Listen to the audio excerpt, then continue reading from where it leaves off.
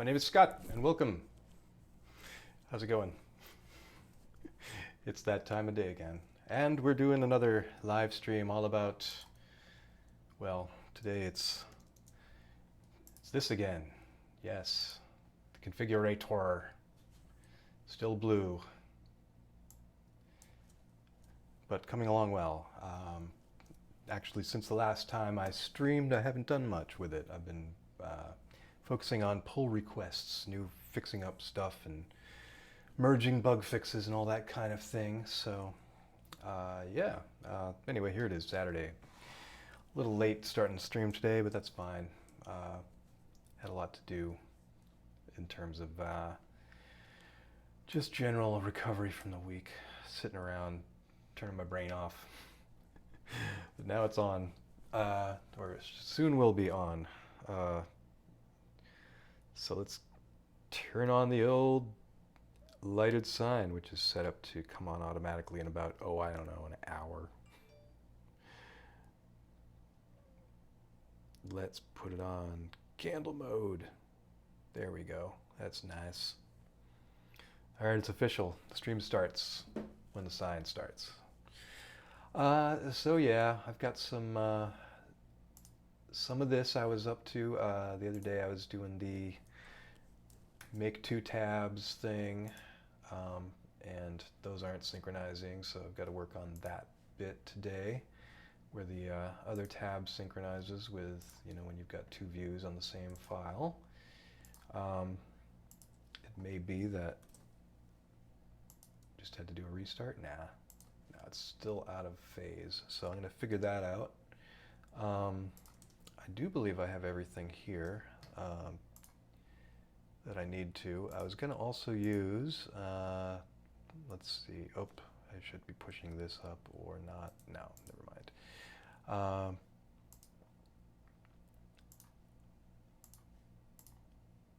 Let's see where I'm at. And I'm also, on the Marlin side, going to use a configuration that has a couple of extra items in it. Fixed my brain fart. Cute. Let's see. Here's a strange new pull request that's been added by someone whose earlier pull request didn't get merged right away.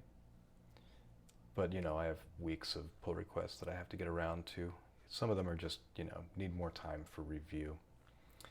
But this nutty person who was kind of really annoying for a while, I had to block them from the project after a while because they were just obnoxious. And now they seem to be back, and they're doing some obnoxious stuff again, so I don't know. Gonna have to keep an eye on that. Studio Dine, you know who you are, you know what you're up to. It's one of those loony francophiles, one of those loony franks. All right, so anyway, I have some very good, awesome French-speaking contributors. It's just this one gives them a bad name. All right, let's bring up Discord and bring them into the convo if they want to be involved. Let's go to the old live stream channel. Good day, Discord. How you doing today? It's live stream time, so let's bring up my usual thing.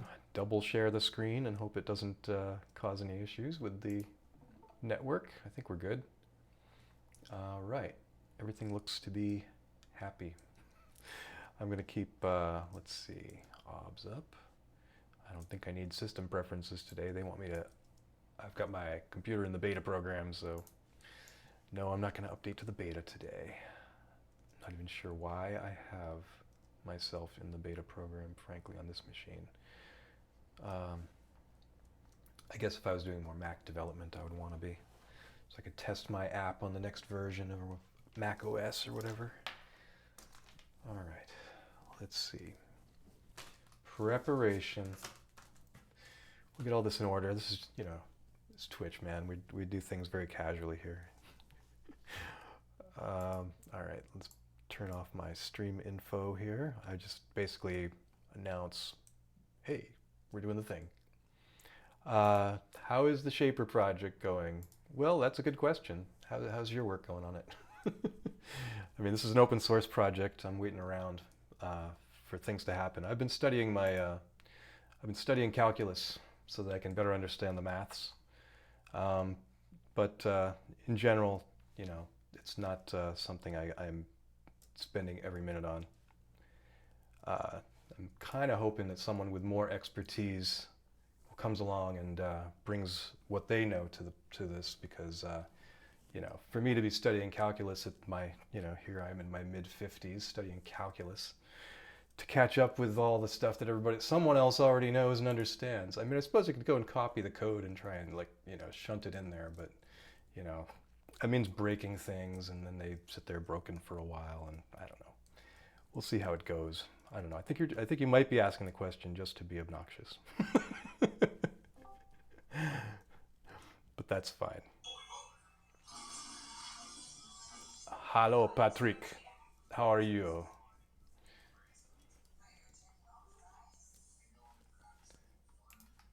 Patrick's apparently got the police scanner on, so we'll just mute.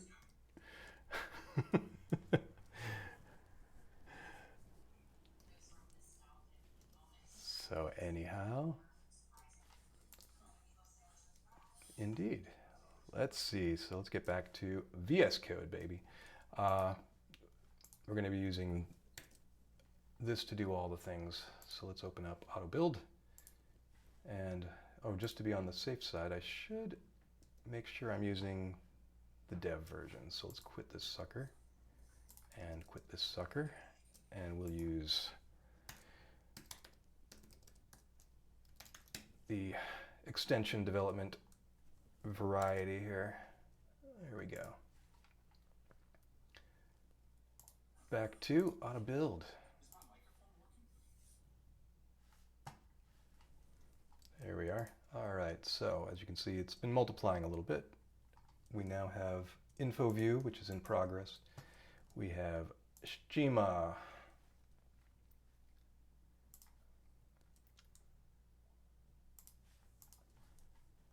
And schema is doing all the heavy lifting. I just added a little index by SID, and now I'm going to add an index by name as well.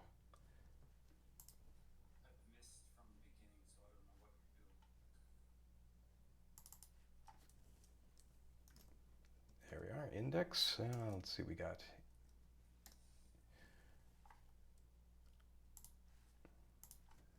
And we'll also do a index by name, and we'll do that, well, I think I'm not sure if I should do it here or in the end. And then we do this whole spiel where I'm like, oh, first figure out what it's supposed to be. Yeah, so define name, and so I really want this one here. Oh, also, actually, come to think of it, let's see, the way I've got it set up, yeah, I don't know if I'll need an index by name. We'll wait until we absolutely need it, but for in the meantime, I have an accessor for that.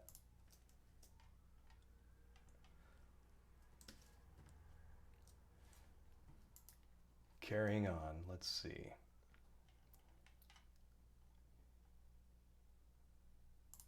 Input shaping. Let's see, I can always share the PDF on the topic of input shaping. I have a few of those lying around here. Let's see, where's my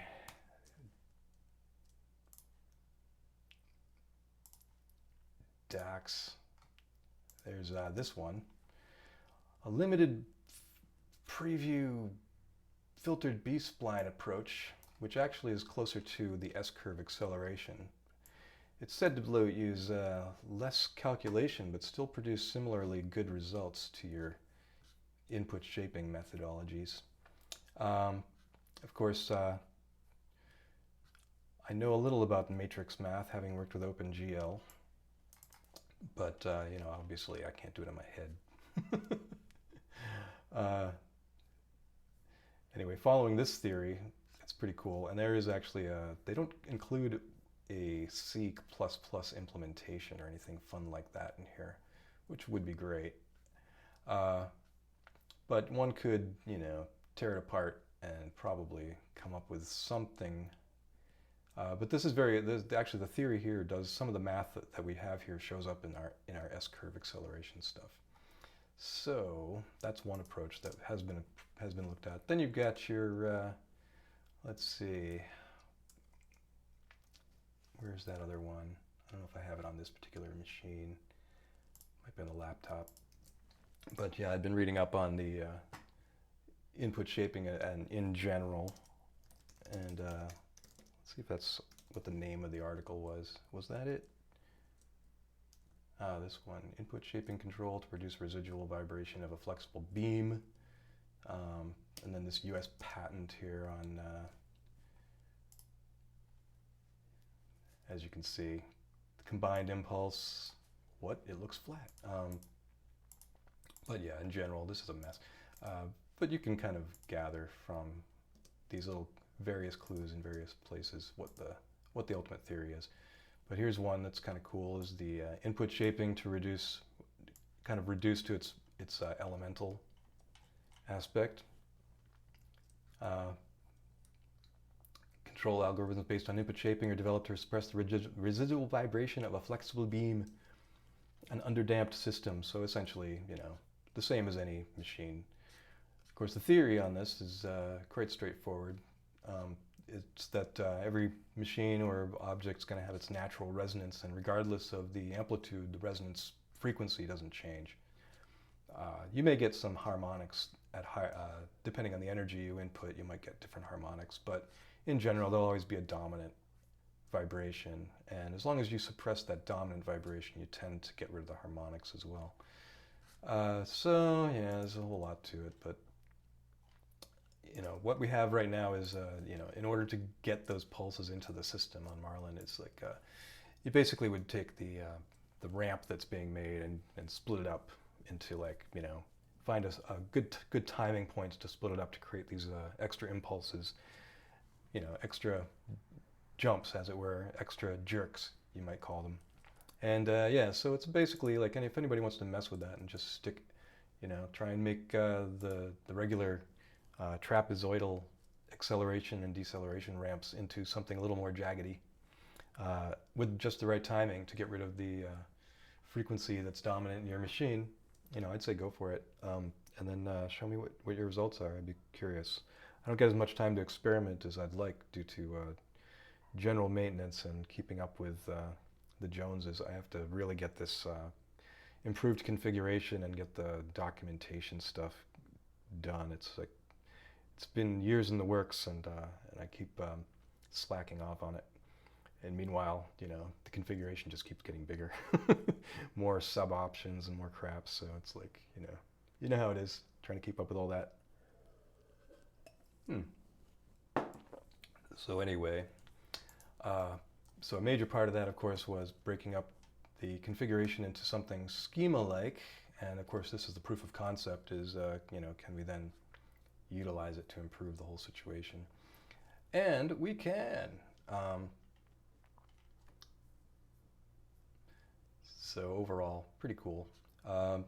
You could say that there is a standing bounty for input shaping. If someone comes along and has a plan and really wants to tackle it, you know, I've got extra donation cash here, and I just haven't really formalized it because I don't know how long or how much effort it really is going to take. I think we need to examine the issue, but believe me, my gratitude will be pecuniary.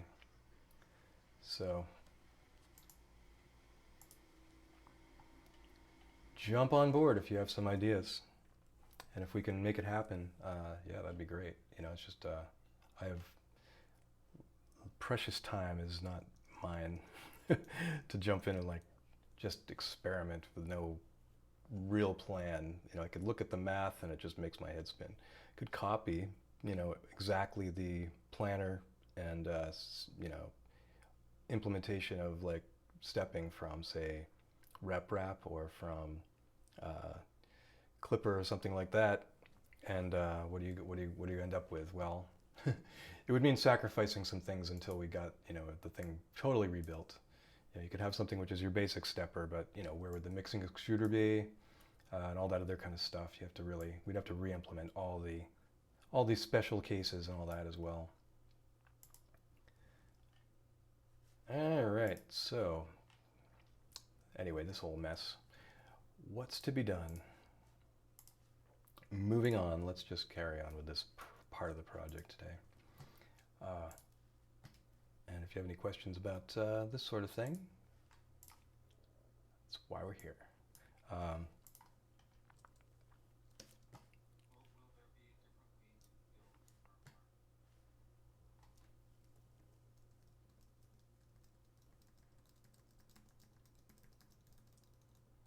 The police scanner's off, so I guess I'll unmute.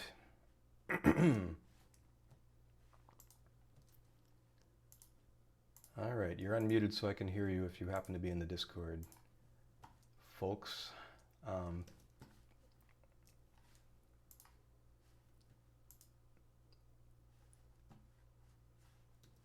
right. So, at the moment, let's take a look and figure out why.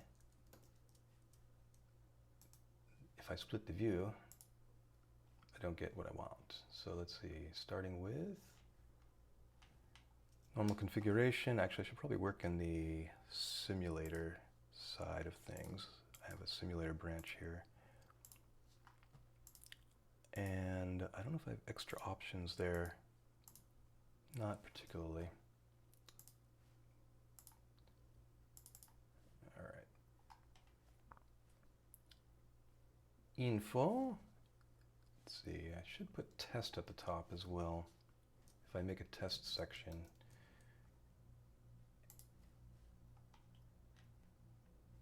And right, empty. So yeah, test is supposed to come first, so I don't know. That's interesting. Let's see, why is it not there?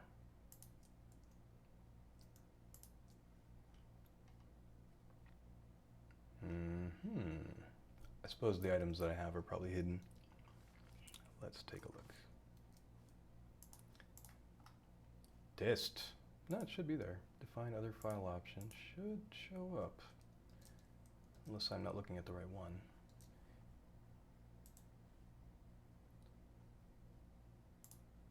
Let's just look at the old basic text editor and see. No, it's got it. Okay.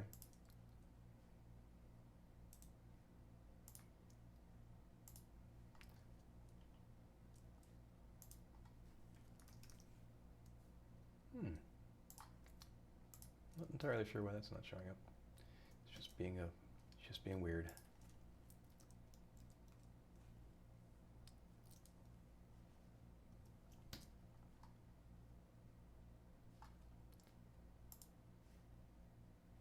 So input shaping is going to come to Marlin? Inevitably. Yeah. But I'm using the you know, you just throw out the wishes, you just throw out the good feelings and intentions, and it just comes to you, man. It's the law of attraction, right? Yeah. there's a lot of people that are highly interested. Yes, I understand that. I'm also interested. I don't exactly know where to begin. So, you know, I require expertise. I'm not a PhD in motion systems, nor did I even study engineering. I just fell into this whole position, so I'm learning what I can as I go. But input shaping is a large topic, and it does mean rewriting the planner from pretty much from scratch. Yeah, seems like a lot of work. Very well could, you know, I mean, I think it was designed into these other systems from the start to some extent. Now, it would have to be retrofitted into this, which is built on Gerbil, which was made to run on 328p Arduinos. Yeah. Um, so yeah, you can imagine we're doing things in a lot. We're taking a lot of uh, optimized methodologies. We're using a lot of optimizations, avoiding math. But of course, again, as I say, I could experiment, but I mean, I would just be taking stabs in the dark from my perspective. I understand the theory in a vague way, but I do not have the mathematics under my belt.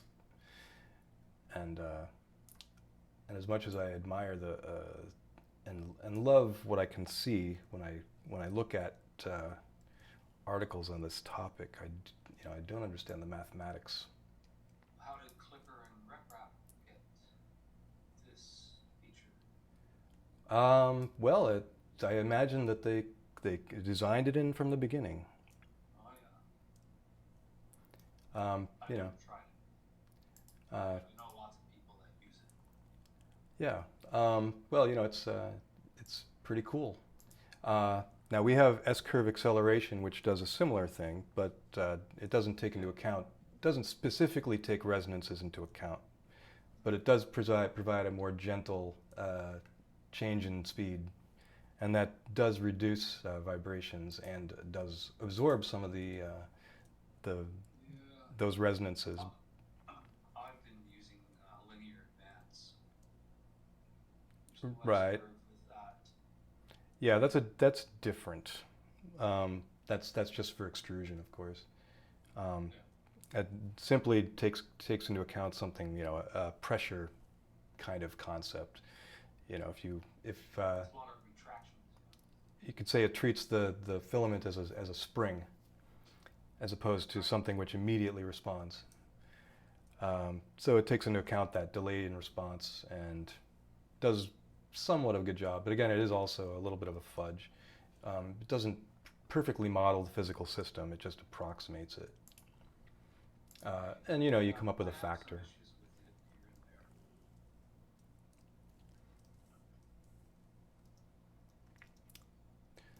there. But yeah, it's fascinating. I mean, I could certainly try and copy and paste the planner slash, steppers code from any of the other firmwares into Marlin, but retrofitting it and bolting it in is not that easy. Right.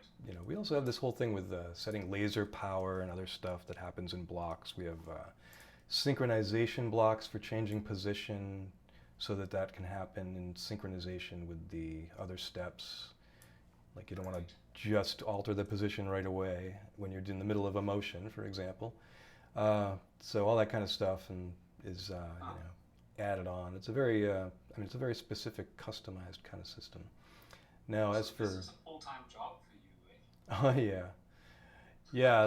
There's never a shortage of things to do. I could basically just wake up, shoot up with speed, and go for 22 hours and never run out of things to do, and rinse and repeat every day, and I would still be behind. Wow.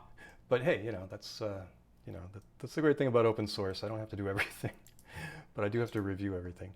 Um, but yeah, It's this the most used 3D printing software in the world, eh? that's what they say. Um, Huh. you know, but it's being free and open source. It definitely helps, and lightweight, fitting on small boards and all that. Uh, Yeah. it makes it pretty ideal for inexpensive machines. Uh, The only problem I have with Marlin is that people don't know how to build their own firmware. well, I'm doing my best to try and make that easier. And all day long, people come, help, help, help. How do I do this? Yeah, Yeah. yep, it's tricky. To some extent, but as long as if I can just make it a one button operation, that's the whole idea. Just press build and you don't have to sort out which of these platform I/O environments you have to use. Like, which of these would you pick? Uh, Yeah. like you shouldn't have to know that. So that's why the auto build stuff is there um, to mitigate that. Yeah, I'll point people to the auto build just so that makes it easier to just put their board on the configuration and the rest will do itself. Yeah. Well, if you don't have it installed, when you open up the Marlin folder, VS Code recommends that you install it. So yeah, it's helpful that way. we see a lot of people making money off of building firmwares as well.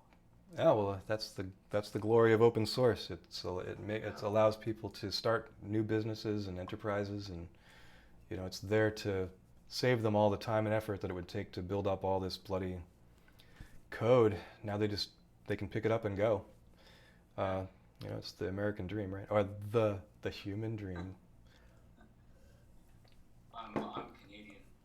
Oh, right on. I don't know what kind of dreams we have here.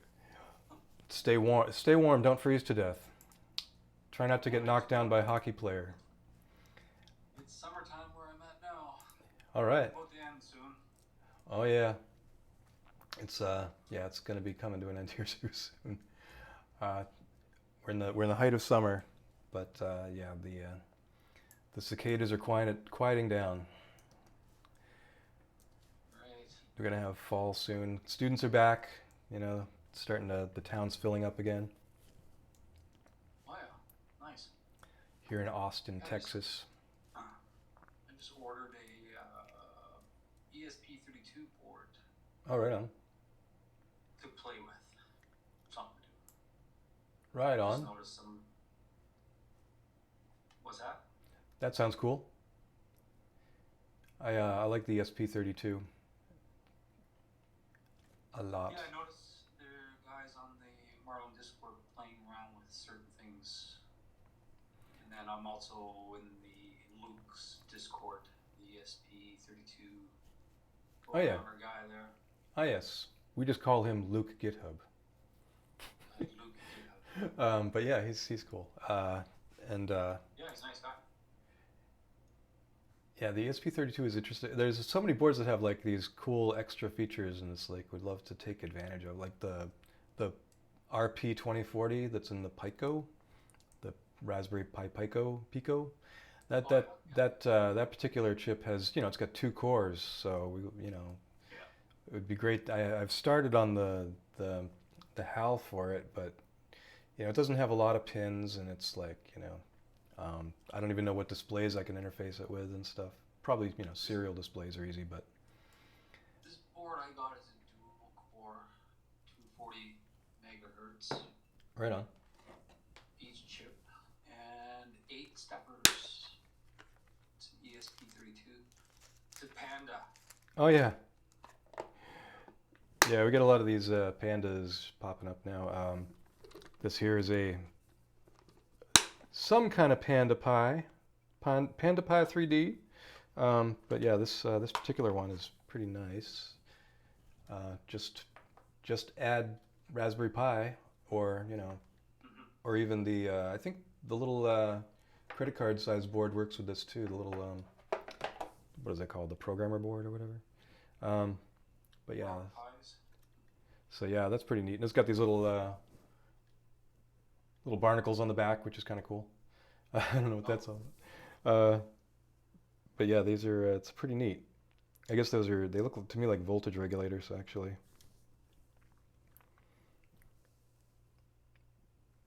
But yeah, very neat. And this makes kind of makes the best of both, because it combines a board that has good more pins on it with a board that can do all the other fancy things, like run Clipper if you want. There's people spending more time playing with pins and functions than actually 3D printing. Some for sure. I hope that I hope people will just take Marlin 211, install it, and be done. Just not have to think about it. After a certain point, but yeah, it's like we keep making tweaks and new features and things, so it's there's a lot going on. Anywho, I'm kind of wondering why my stuff isn't working the way I'm expecting. Let's see. Yeah, I was actually just about to set up the 211. Oh yeah, cool. Yeah, I was gonna sit down and just do that today, get that going. I noticed there was some improvements for linear advance in that one. Not too sure what they are. More or less. Let's see. Oh, that works. Neat. Okay. Yeah, it's more or less just bug fixes and Right. slight minor optimizations. Uh, Right. so yeah, it can't hurt. The one thing was yeah, there was some issue where it wouldn't work very well mixed with I think it was a junction deviation and linear advance. Maybe they weren't so happy together or something. I forget, Oh but yeah. but And what is the experimental S curve with linear advance? yeah, I mean that's just combining the two. It's like we just weren't sure that they would work well together. So it was like, well, if you really want to use it, you'll have to enable this extra option called experimental. So it's a little bit of a scare, just to as a warning. If you try it, we're not entirely sure, but I feel like it's getting there now. It's like starting to mature. So we may be able to just combine the two without a problem from going forward. But I still want to verify that before I commit to it. Let's see, what can I do with this? Well, this. Oh yeah, the other thing I noticed about that Panda board I bought was it's dual bootable, so I can use Marlin for printing and add a laser head for GRBL. Oh yeah, Yeah, that's neat. which is cool. Yeah. So what is it like? You have to hold down a button when it starts up to choose which one will boot? It says M130.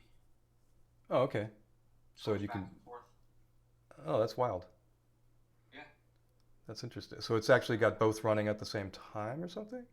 Or is it? Something like that. And then Oh, I can just attach my laser head or make a fitting that I can just put it on all right on. and then switch over and do laser and then switch back to 3D printing. Yeah. That'll be cool. I I'm mean, gonna find out anyway. It's in the mail, so cool. Yeah, we had a K40 here for a while and got Marlin running on that pretty well. It just the K40 is no longer here, so I haven't played with it in a while. The laser code, but some others have been making improvements to the laser code generally, so we'll see how that oh goes. yeah. Yeah, I see the laser options in Marlin when I'm skimming through it. Yeah. I haven't really looked too much into it though. Yeah, it works as an alternative to some dedicated laser software, and then you can choose from a wider variety of controllers or whatever. Oh yeah, so you can use the Marlin for the lasering. 'Cause Yeah, I yeah, see guys in my group that are not. They're using different softwares. yeah. It's I mean, I guess the good thing is it's just got the familiar interface. Everything is there, and but Yeah. it's and then you can do laser. So yeah, it took a while to get it to just compile with extruders set to 0. And Right. every so often I have to double check that and make sure it still works. But we have continuous integration tests for that, so I think as far as I know, it's still good. But yeah, it's Huh. like right now it's mostly about definitely mostly about improving stability and just taking care of some lingering things, and there's a lot of experimentation going on sort of behind the scenes in Right. trying to do new things with the motion system. So yeah, that will eventually turn into something that can support input shaping, I hope, but Right. not And gonna. 3D printing will actually always just remain 2D printing. Never really 3D printing. Yeah, well, it is. It's 2D on 3, right? It's just yeah, stacking up these slices all the time. If it's Yeah. 3D printing, I think that would be something more like what they have the robots that build bridges, Yeah. right? Yeah. Put down the girders as they go. All right, let me see. What's my simulator situation?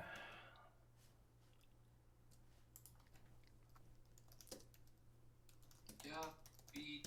Big tree tech. They seem to have jumped on the Clipper bandwagon quite a bit Yeah. with their new boards. Oh yeah. Most definitely. I mean, it makes sense. It's a good idea. Oh. Yeah, and the Panda, this Mark guy that runs or owns Panda boards, Mm-hmm. he was way ahead of that before they were, Oh yeah. but he doesn't seem to market himself very well.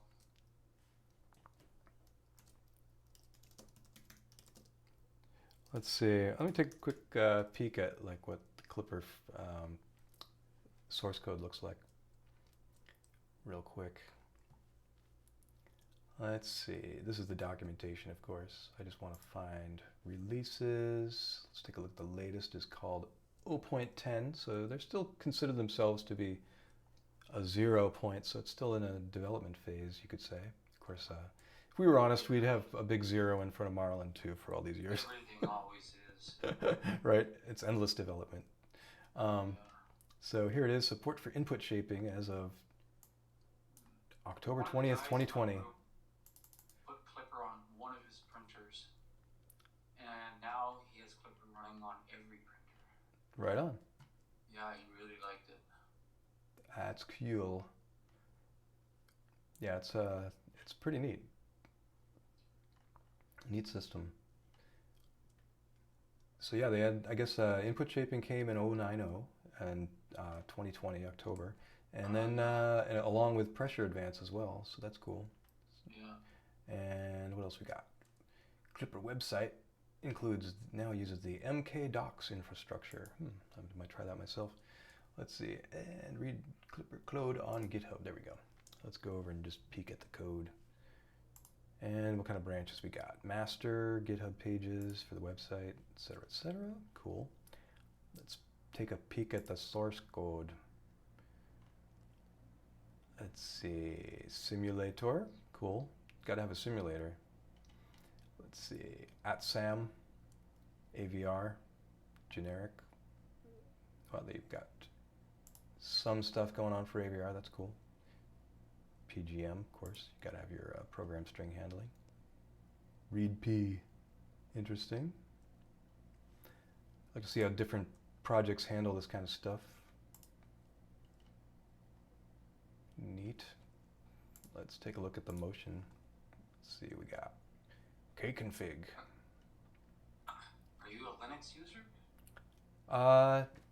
No, I'm a Mac devotee, a Unix user. Because I started out in web design. Well, I shouldn't say I started out in web design. I started out writing games for the Amiga in 68,000 assembler, but later on, it became, web design became a thing that you could do and make money at. So, and it was really easy compared to writing games in 68,000 assembler. Yeah. It was basically like, scribbling with a crayon level of coding. So I did that for a while, and then now I'm back in low-level stuff. But yeah, at the time, but during that process, I became addicted to Unix, and I was like, I must have a Unix. So when I've been a Linux user for pretty much all my computing life. Nice. Yeah, I would enjoy Linux more if it wasn't so much tweaking all the time. It's come a long way. Yeah. My grandmother can use Linux now. Yeah. Well, sure. Sure. We on a certain level, as long as they don't go into that room that just don't go into that room, Grandma. Just don't touch that door. As long as you don't touch that door, everything will be fine, Grandma. That's right. Yeah. And then my wall hanger touchscreen facial recognition working on that one. Oh, fun. Yeah, it works. Oh, right on. Yeah, I mean, if I was doing more AI stuff, I'd be Linuxing all day. But yeah, I do like using Linux when I do, but I just wouldn't know which distro to pick, honestly. They're all so neat, and I just like, every time I get into one, I'm like, oh, it's so fun to fiddle. I want to install all the things. Let's see what's in the package manager. What's this called? And I end up wasting weeks like looking at every bloody thing in the package manager. When in the long run, I'm probably only ever going to use KOffice, and that's about it. Yeah, you can keep it as simple as you need. Yeah. But hey, they got VS Code over there. I've built Marlin on my Pi 400. It only takes about 6 minutes compared to 10 seconds on the modern system Right. on a real desktop. But yeah, it's great that you can that Linux runs everywhere and is everywhere. It's like and whenever I've made stuff, I've like when I got back into gaming in around the mid 2000s, like I was like, okay, got to learn OpenGL, and so I got SDL, the Simple Direct Media Library, and I was like, okay, I'll write everything cross-platform, and I'll make sure at every stage that I can build it on Mac, Unix, or I should say Mac, Windows, and Linux, and that it runs on all of them at every stage. And so I had this, worked on my Sprite library for a while, but eventually it became clear that things were not going to be sticking with OpenGL, SDL style coding, that it was moving towards things like Unity 3D, Unreal Engine, Source Engine, and all that. And it's like, Right. I'm wasting my time, but I learned a lot. But and I still need to use OpenGL for example, the simulator in Marlin is based on OpenGL. So. What simulator is that? The simulator, this one, you, right here, this simulator. Oh, I've not noticed that. Yeah, you just grab the simulator config. As you can see, I'm using that here, and then you do a build for your system, and it'll show up as simulator Windows or whatever, and you do a build, and then you can run it. The simulator is part of this, is just built in. It's like it's all here. Well, it's there is a separate simulator element which is downloaded from Chris Pepper's Discord, GitHub. So he's maintaining this part of it that does the UI, and this is actually called IMG UI. It's and it's combined with SDL and OpenGL. So this is an OpenGL view here, and then everything else around it is all based on IMG UI. This is built into the Marlin Auto Build? Yeah, you just it's all there. You just grab the simulator configuration from the config repository, and and the actual motherboard that we use is let's see, hold on a sec. Motherboard is, so yeah, the motherboard is actually, it's not what you would choose, but it's board Linux ramps. So even on Windows, you're still using this as the motherboard, board Linux ramps. But you build it, and it builds a native simulator version of Marlin that runs on Windows, Mac, or Linux. And it's pretty good. It's pretty good. Neat. Yeah, and it's reasonably cool. There's, like, it shows you your current position and stuff. You can do all your commands, home, all that. It runs at, you can run it at real-time speed or max, or just change the, have it run up to 100 times speed if you want, or real slow down to like 1/1000th of the normal speed if you really want to, just so you can examine everything closely. So it's really handy. We can also run it in the debugger, so if we want, we can launch it under here, and now it's running in the debugger. And so at any time I can just say pause and go to the part of the code where it has paused at. It's pretty neat. Add a breakpoint or whatever. So main loop.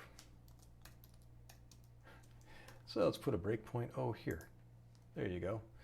And let's see what the variables are. We've got card. There we go. So you can see you hover and you've got all your current state and all that. But yeah, it's a pretty good little, it's basically just using the LLDB debugger.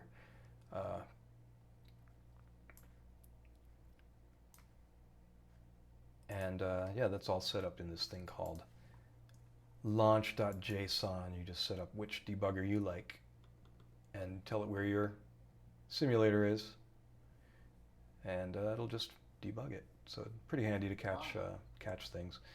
And because it simulates the display, you can also do a lot of tweaking of the display stuff without having to build it on a board. So yeah, and I still use the the ST-Link and remote debugging for some things. But yeah, it's pretty cool that you can do all that.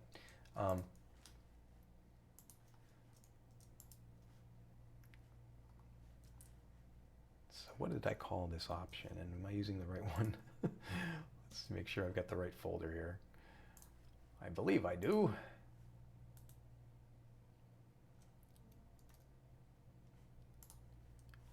Make sure that's the correct one. It is. Okay, making sure. I don't know why it's being weird. I might have hidden the test section or something.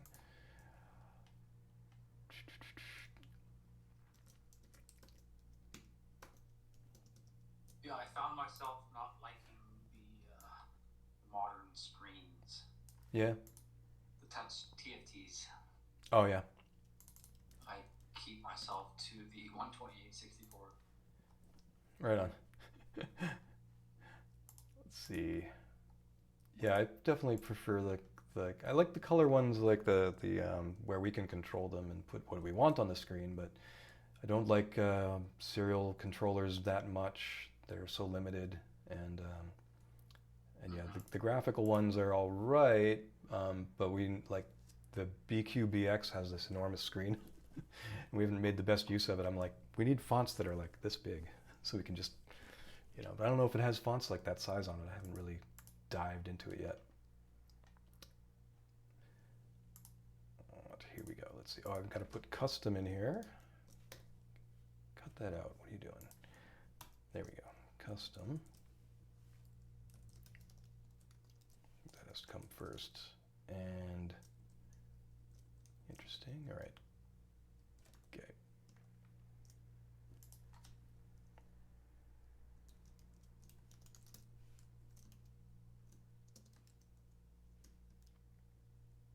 Yeah, I've been showing people the custom commands that you can make in Marlin. Oh yeah. The auto 0.g files too as well. Things that you can have start up on your printer. And custom buttons too. That's kind of a neat one for people who use enclosures. Might want to set up a box that can control their printer. Chris Riley just did a nice video on that just the other day. I seen that. Yeah, I follow Chris Riley. Yeah, I have to follow Chris because like he's basically does all our best documentation. Yeah, that's right. He's basically he's the guy when it comes to documentation, for sure. Right on. Let's see. Let's make this custom. I don't know what to use for a custom icon. Question mark, I guess. I don't know. Let's just use the old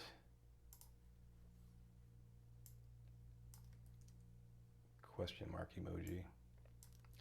Ah, not that one. This one right here. Octoprint is a big player in the use of Marlin, eh? Octoprint, yeah, I mean, we try to keep everything working well with Octoprint and vice versa.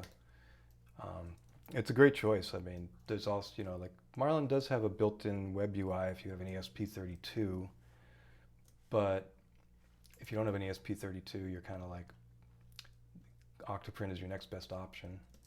And then there's probably another good option, actually, which might work well, is there's a thing called direct stepping in Marlin, so you can actually run, I'll do all the motion control from a Raspberry Pi externally, and then use whatever controller you want there, and then Marlin is just like a slave, kind of like on Clipper. It's just sort of accepts whatever commands there are. And I did not get it to work for some reason. It's probably tricky. It's what? It seems tricky. Yeah, it's that Colin guy, right? He wrote direct stepping. Yeah, Colin Godsey. Yeah, It's not. It's I showed that to Jay Neely from Octoprint. Mm. He never had seen it before. Oh, right on. Yeah, I was trying to get him to help me, or I don't know if it's her or him. But I just never revisited getting that set up. Hmm. Well, it might be worth getting. I'd like to have some kind of easy setup for that. I haven't seen that there is. It's sort of like there's instructions on how to do it, but yeah, it'd be nice to have some kind of like pre-made disk image or something that could just be installed with your Pi burner and Pi imager or whatever. That would be really cool because setting it up is, I'm sure, it's a hassle.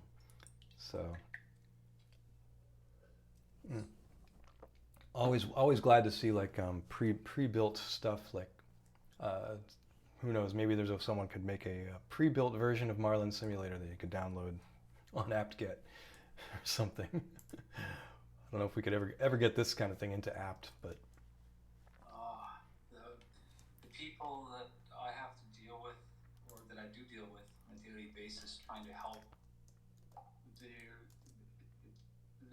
abilities are so limited, and just trying to build Marlin or even trying to use VS Code is just astounding to them. oh, And there's very few that I find that I run across that actually know about Octoprint, Raspberry Pi, and there's a lot of new starters out there, a lot of them. Oh yeah. Well, I mean, certainly with the low price of these commodity printers now. That's right. You know, it's like you can get you know, an Ender 3 is pretty much always under $180 now. And then, you know, and you get a decent machine there. Yeah. So it's like, yeah, it's Canada, they're over 300.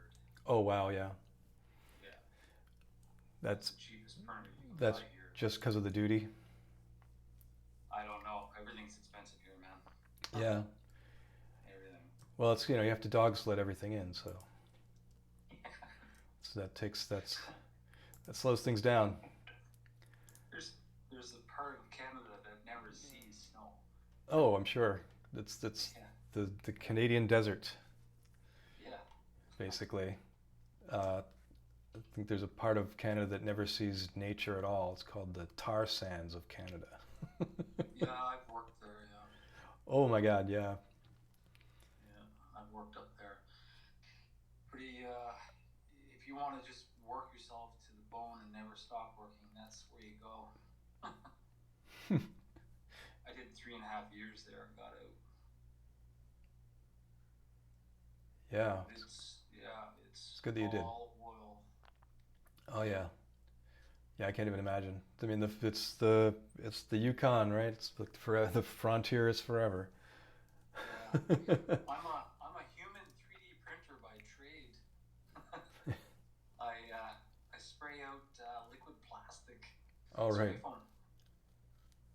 So I have to simulate I'm actually essentially the nozzle itself, controlling this product, and spraying it in layers and all kinds of different things. It's very similar to 3D printing. Here's some interesting stuff. Okay, so I see what's going on. I keep forgetting that Clipper has got, you know, it's got the whole stack. So Oh yeah. if it can run parts of its logic and everything right out of Python. And imagine that's what I'm seeing here. I think I'm hearing rain, but that can't be right. Maybe it's just that kind of day. All right, so yeah, so here's one. Kinematic Input Shaper to Minimize Motion Vibrations in XY Plane by Kevin O'Connor. Hey Kevin, there's a bounty. You want to help bring it into Marlin.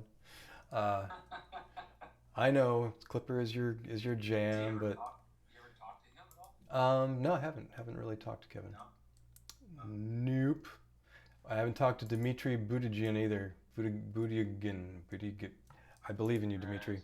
So it's interesting stuff, but yeah, there's different theories of input shapings. There's different levels you can, I was looking closely at the shaping code in RepRap firmware recently, and just looking at how it has a few different options, but I think it only implements 2 of them. There's like a third one that is sort of unfinished.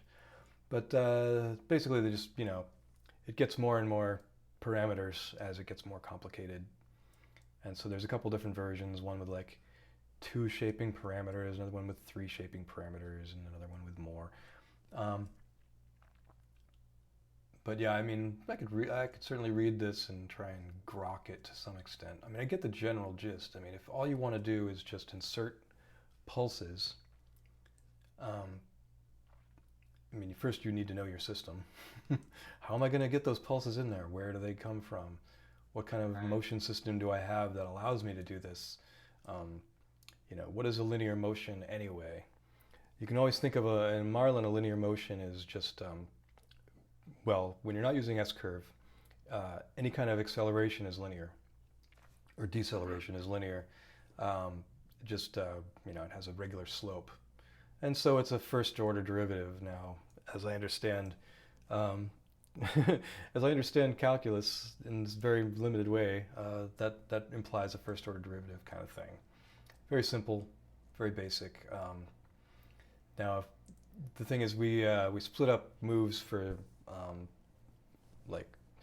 the mesh leveling into small units. Maybe a half a millimeter long, sometimes even short. That's to get the smoothest motion over that bilinear surface or whatever, and also for consistency, because if for example you're only doing splits like every couple of centimeters or something, sometimes you'll have a split that goes into the middle of a dip, and so you'll have it like this, but then you'll have one that splits a little earlier or later, and so there's some inconsistencies, like you won't get the same heights at different places. And you can imagine, it's like anything. If you had a bed with a big dip in it and you just make one line, then you don't divide it up, it's just going to go straight across, and it's going to go right over that dip and not dip down into it. Split it up once, you'll get to the middle, you go down, you come back up. You split it up more and you'll get a nice, you might get that curve eventually, something closer to that curve. And I'll use the subdivisions for the bilinear, but yeah. I like the UBL. Right. Yeah, it's pretty neat, and that it forces you to use the whole, or at least most of the bed as your mesh. I use the whole bed. I don't have clips. Which is nifty. Whereas auto bed leveling bilinear, I just made it so it probes where it can reach, and where it can't reach, it just assumes that it sort of continues in the same general vague slope. So if you do go outside of that area, you might not get exactly what you expect. But most of the time, so like 99% of our prints are within this small area in the center of the bed, typically. That's right. Yeah, so it's I like, tell people, don't get too crazy about your bed leveling if you're just doing some small stuff in the middle. Yeah, and there's actually still an issue with the fade option, where it's fading the full offset. So if you had like a bad probe offset, you'll get anomalous fade behavior. So you have to really make sure that your bed is well centered and your probe offset is really well centered before you. And so the probe wizard helps, but what we really need is to have a universal a Z offset that applies to all points on the bed, and then we can use that as an adjustment. So if you find out that most of your points are like in the positive direction, you can shift them down a little bit. And so you get this minimization of the actual waviness part, and then you have this offset that's constant. And so you fade just the wavy part, and you keep the constant part constant. And that avoids the problem of the probe offset having any effect on the behavior of the fade. So it could also kind of like do that automatically, where you don't show the user the Z offset. You just say, well, internally we'll figure it out. We'll find out what the average of the points is, and then we'll just make that the Z offset. And we'll just stick it in there, and you never see it. You don't have to worry about it. It just makes sure that the fade doesn't get too screwed up. So I'm probably going to take one or both of those approaches soon. There actually is a pull request for something called a universal Z offset, but it's kind of, I'm not sure how well I like it. So I'll revisit that one. Yeah, I'm seeing a lot of people having issues the offset, bed leveling, everything was working fine for the last 3 days. Now all of a sudden it's not. Right. Well, yeah. Just keep using that probe offset wizard, and always make sure to heat up the bed, and be sure to use PID tuning on the bed and all that. All those are very important to make sure it stays nice and consistent for at least those early layers.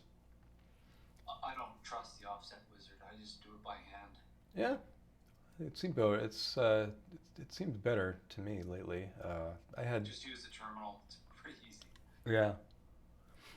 Yeah. Well, now we've got this other probe here, which is by these guys, by our Panda people. It's called the bed distance sensor, and it actually measures the distance Okay.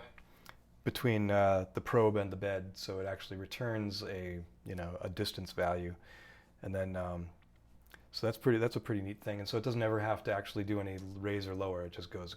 I think I've seen It that briefly on- pauses and then continues, and that's it. Yeah.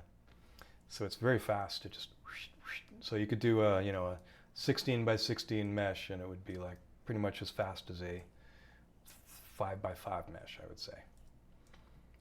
Right. Huh. Just the question is, how accurate is it? The person who designed it wrote me and said that it came to her in a dream. So. Really? Or in the shower. I can't remember which. While she was masturbating. I don't know, but in any case, yeah, she. I'm really excited to give it a go, but I haven't had a chance to hook it up. I've got it hooked up to my board here. It's connected to the serial port, I guess. I don't know. It's got 4 wires, and yeah, we'll see how it goes. The board I've hooked it up to is my what is it? My Big Tree Tech SKR3 board. Oh yeah. The easy or just the? No, not easy. I do have an easy board over here with the easy stepper drivers. Those are kind of cool. But this one is mainly, I've got this one hooked up mainly so I can use the ST-Link, do remote debugging and a real graphical display, 128 by 64 when I need to. And it's also hooked up to the desktop power supply. But yeah, I'm actually rebuilding my old Prusa. I'll probably end up using that as my test bed. I just need to come up with a bunch of little wire harnesses so it's easy to just clip in a board, swap it out, clip in another board. Maybe I'll use the big plugs that they use on ATX motherboards or something. Yeah. Those would be just right. So let's see. Idea. Input shaper. Yeah, I like the SKR2. A guy in the group got the SKR3 Easy. Mm-hmm. It's been a month since he's had it. He still can't get it running, so I bug him about it all the time. Oh man. Well, yeah, it's like if you can't even get it working like just on a desk with a single stepper motor, like. Hopefully, at least get it to that point, and then maybe we can get it to the next step. Actually printing. Self shapers, interesting. So this creates a shaper for X and another shaper for Y. Sticks them in an array. So each axis has its own shaper. Yeah, I bought myself an accelerometer. Still just sitting there.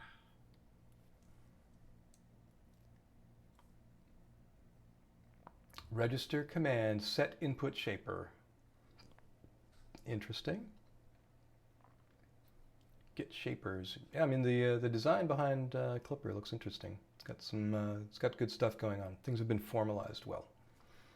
Let's see. Here's your shapers. Get them. Little accessor. Okay. Here's a connect.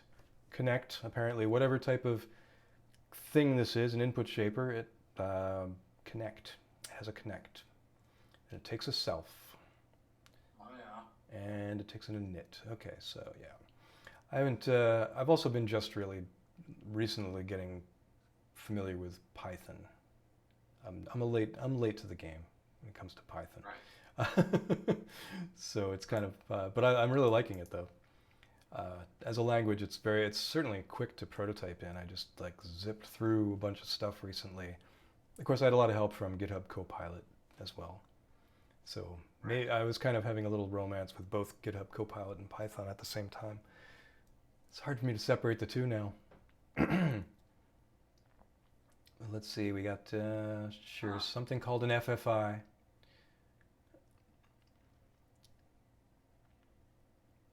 Look up toolhead, get kinematics, like all this kind of stuff. If I ever did this stuff in Marlin, I'd be a little embarrassed. Only because, well, it's all preordained in Marlin. You wouldn't have to look it up, it would already be there. Let's see, self get kinematics. Wouldn't have to get no kinematics, they'd already be there. Right. It's like, I like Clipper, but I'm sure it's burning a lot more trees than Marlin is. But on the other hand, maybe it's not wasting as much plastic, we'll see. Input shaper, alloc, it all comes out in the wash, right? It might be costing more computing resources and stealing a few more amps from the wall, but it needs the pi, right? Yeah, it requires a pi or some kind of pi equivalent. So this can't be run without having a pi attached to your board? Nope, not at the moment. I presume that you could actually, well, I think you could actually run it using any Linux you wanted. So you could probably run, I believe you can run Clipper on a laptop and just have it be a controller if you want to. You don't have to have it separate. You just have to have something that sends the right commands to the board on the other end. And I believe, and it can pretty much, I don't know, I guess for the client side or whatever, the printer side, it can be pretty much almost any board, I guess. So what would have to change to not use a pi on a board? Give it the same. Well, with Clipper, it's not possible. You could cross-compile it into C++ or something somehow, and then produce a native binary, or use some kind of board that has Python on it already, But yeah, you need something fast enough to be able to do the compilation interpretation or whatever else Python requires. But ultimately, when it comes down to it, printing the really high frequency stuff comes down to the stepping and the number of commands you need to send for a given motion. If you keep it down to a minimum, and if you send a nice optimized serial stream, then you can get away with having a processor that isn't doing a whole lot. You know what I mean? Like you can have a program that's running Python and nothing else or whatever, and it's just doing all this. So if you could imagine, but of course you still need the stack on the other end to support everything that this is doing. So I imagine you need essentially a full stack machine with all the Python stuff and then whatever backs it up. And then of course it's also kind of expecting to have a network and some other things just as standard, which you should expect. It's a modern thing. It's a modern concept, and it is what it is. It's the interesting thing for me is to really, study it to some extent, try to understand at some level what's going on as far as the input shaping goes and what it does. But to do that, of course, first thing I would have to understand the overall motion system of Clipper, study it, understand it at some level. And I gotta say, the code is probably much more easy to understand in terms of readability because it's using long variable names and it's all written in Python, which is very expressive. And so I can understand a lot of it, but I wouldn't mind seeing more comments in the code to kind of just lay it out and explain the theory of what's going on as it's, make it kind of an academic exercise here. So you got your update input shaping element, you got your connect element here.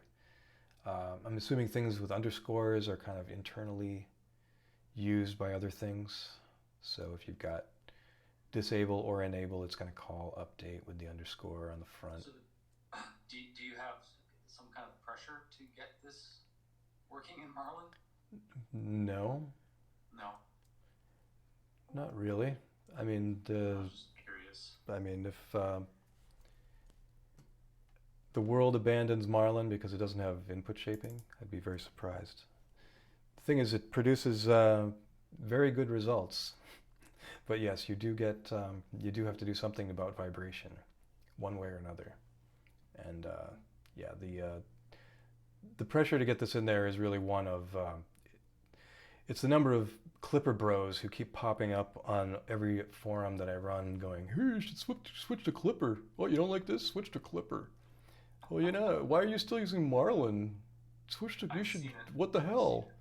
So, to the extent that I feel annoyed with that, it's like, well, if I put the stuff in there, then they don't, at least they can't come up and say that. But on the other hand, it's like, it almost makes me not want to put it in there. Like, it's like, but whatever. It's, I can't, it's an interesting subject, right? It's a fascinating idea. There's slicer settings too that add to vibration in the printer. Yeah, I mean, you can do things like change the acceleration and so forth on the fly. And there's little things like ensure vertical thickness vibrates, gap fill vibrates. Oh yeah. I shut those off. Yeah, I mean, it's hard. Yeah, I mean, as long as the things don't show up on the surface, I don't worry too much. Well, I look through it. Yeah, it depends on the tray. Yeah, but yeah, like there's like you definitely want to use more walls a lot of the times than we do. Yeah, more perimeters. And and less infill. More perimeters, less infill. Sometimes works out better, just because you do tend to get a cleaner out. People there, you don't need all this crazy infill right from the beginning to the end. You can put it right into the middle or close to the top when you go to finish. Depends on what the model is for. Right? Yep, and we have there's some automatic plugins that'll do things like turn curves into G2, G3 commands, so you get nicer looking curves. Marlin has improved the handling of curves, so it actually is able to maintain a consistent speed now throughout a curve. Whereas previously, because of the way that the look ahead was working, it was a little more trepidatious. Now it's now it's brave. Now it goes forth. It knows what's going on, so it can go forth. Yeah, that was a nice addition. When it was 8-bit, it just sounded like R2D2 talking.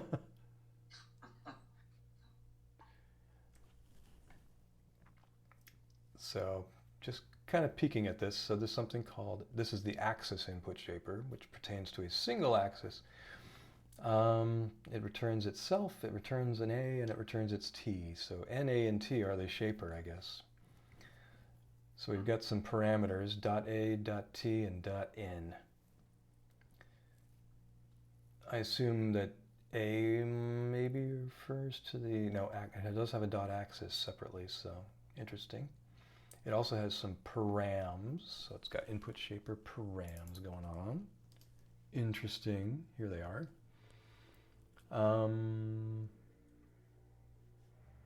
Which includes its axis, its shaper type.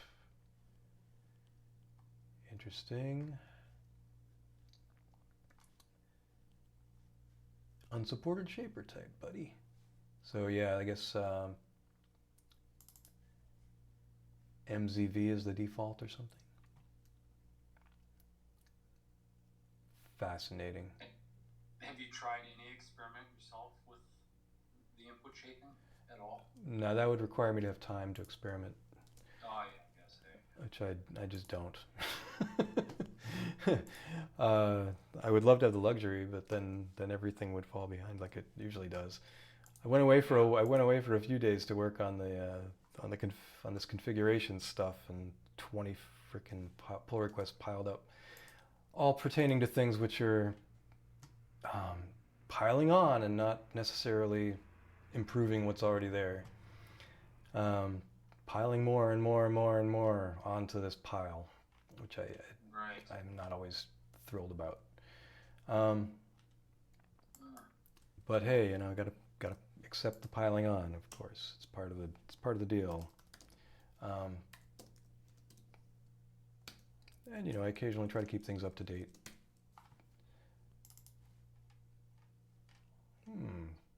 Panel do.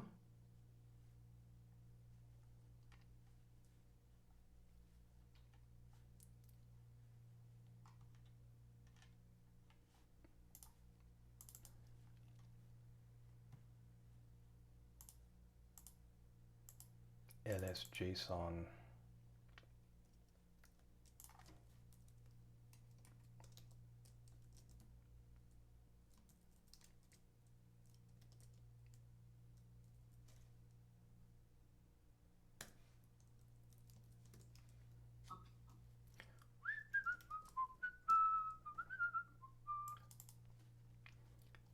Or I should say,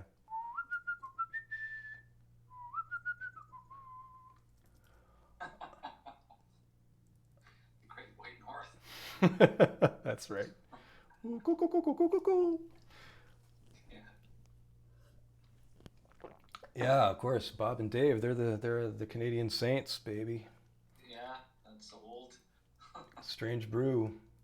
Yeah. Living inside of you.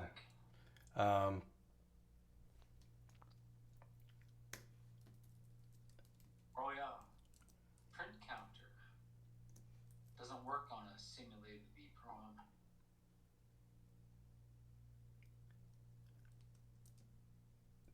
I'm just trying to check and see if I need anything else for my panel do here, and I don't think I do, so I'm good.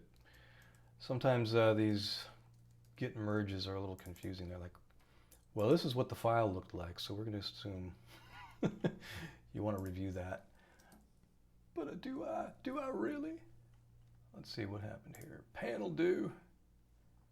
And then if it's not panel do, it went back to the old ways. So I assume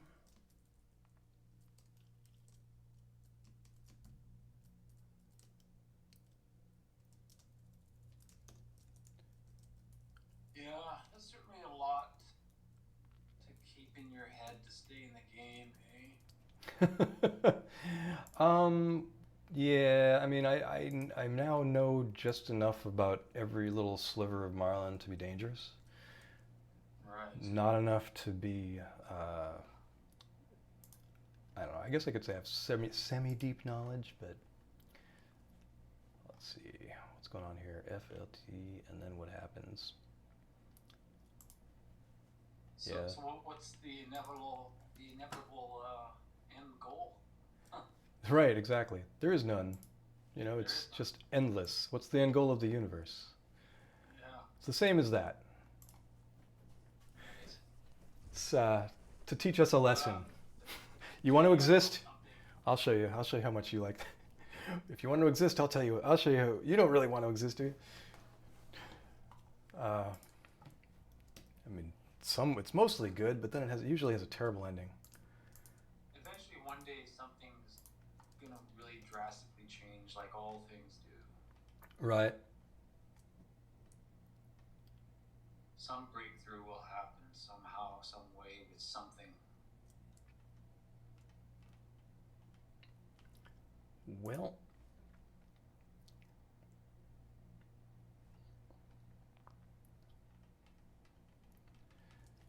yeah, panel do, baby.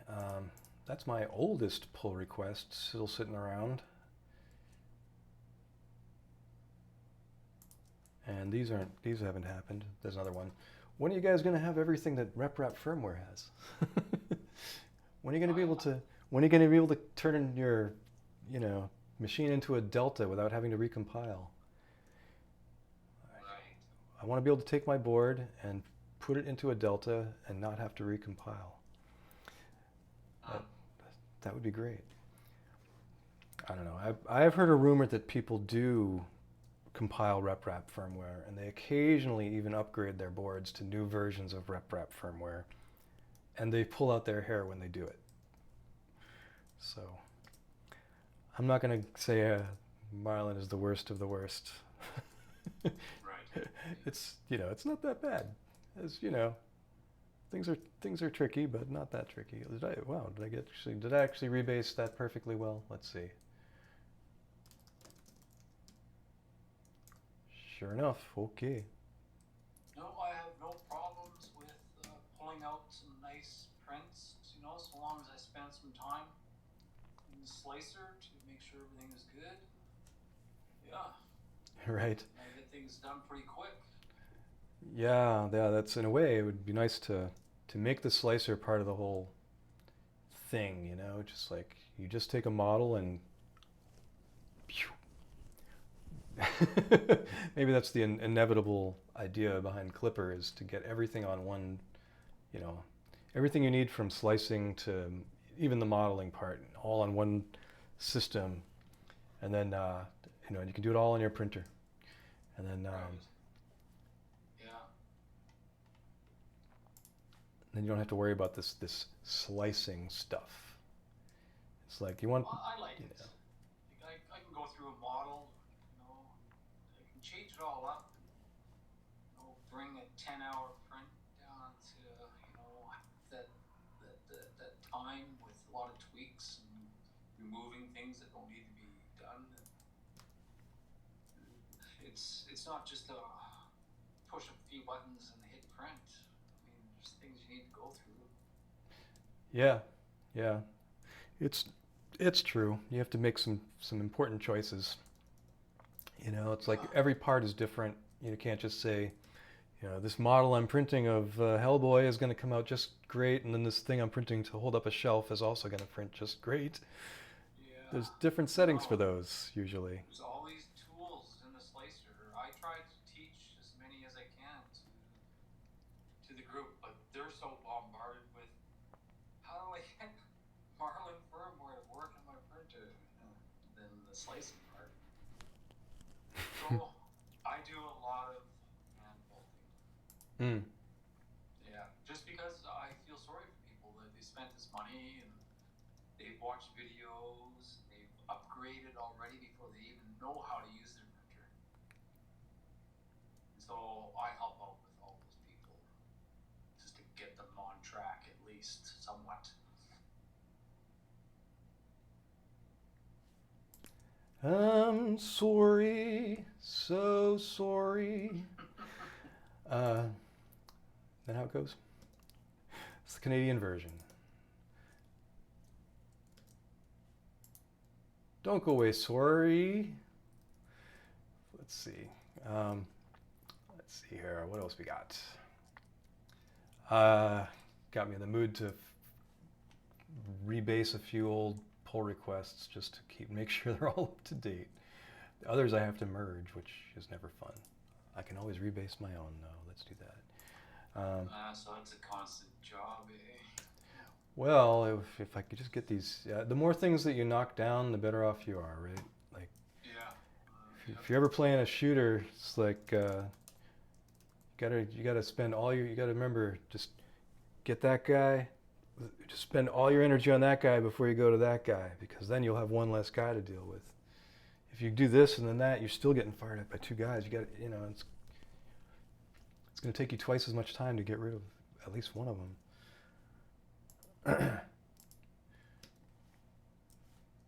There you go. It's my first-person shooter analogy for code. I understand where you got your nick from now. What, am I overthinking? I've got an analogy for everything. I've been very careful. I got them all. Let's see what we got here. Oh, this one works. Yeah, this is the Pico, which is not at this time in working shape. Thing about Pico is I've got to find some other working firmware for Pico and steal its hardware interface code, because at the moment I haven't got much. I have this HAL that I started, but it's basically just a copy of the STM32 with a few tweaks here and there just to And I'm like, okay, this is the framework, and then we'll eventually get the rest of this together as we figure it out. We'll see how that goes. I'm sorry. All right, and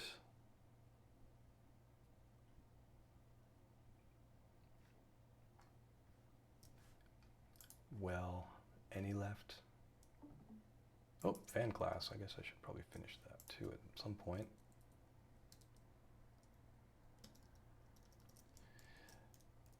This one was one I'm not too sure about anyway.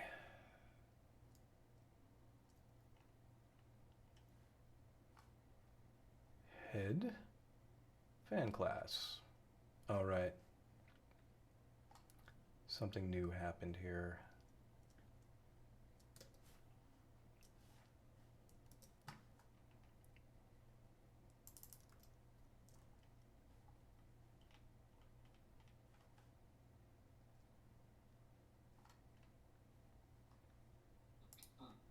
It's the kickstart stuff I haven't figured out. You're at 2.11, and it can't be just left there now? What's that? You're at 2.1.1 firmware. Mm. And so there is still more work to do? You mean in terms of anything? It's just people are constantly finding things. Well, you could say there are always bugs. There's always leaks. Okay. Always bugs, not necessarily leaks. That's I'd say there's always leaks. That's an engineering truism, not necessarily a software truism. Right. But there are always minor bugs, sometimes slightly major ones. Right. But there's always something to do or tweak or change or fix. Let's see what's going on here. Multi-extruder.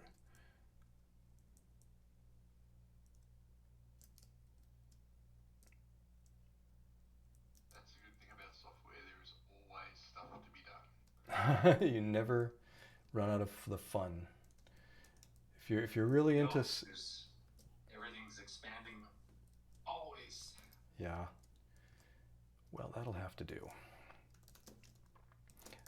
I'm trying to add formal support for the Chameleon, and I ought to get that done soon because I got a reasonable donation for that. Let's see. It's almost there. It's almost there. There's one bit which I have to finish, which is the getting all the motion in there. Like, how does these are all the things that it needs to do. Special moves for the Chameleon.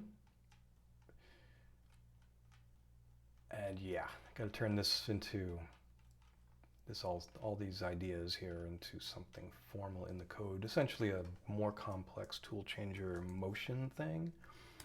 One of the things that's been bugging me is like we keep doing this code where it's like, okay, you do this move, then you wait, and then you do this check, and you call this other thing, and I'm like, we really should have a system for that. Like you could just, not necessarily a G code you could run, but some way of just combining move, wait, do this other move, wait, do this other thing, where you're not writing the lines out in code all the time.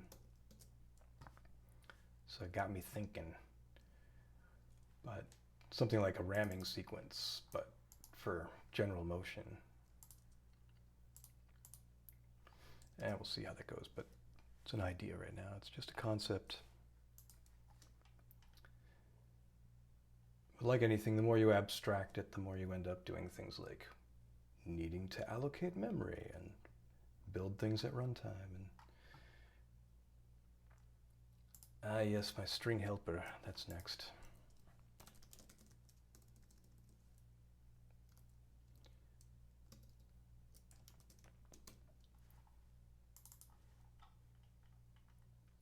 And right.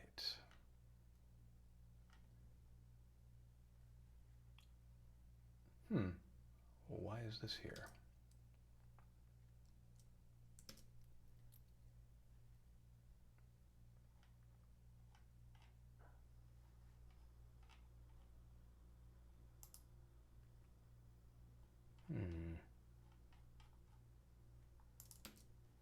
Hey Scott, it was nice chatting with you, man. Likewise? What was that? Likewise. Oh, sorry. I'm just using my phone here. Oh, it's all right. But anyways, I'm gonna go back to what I was doing there and get my printer back up and running with the new firmware. So All right. Well, that's awesome. Thanks, man. yeah. See you soon, Patrick. You bet. Bye. Bye.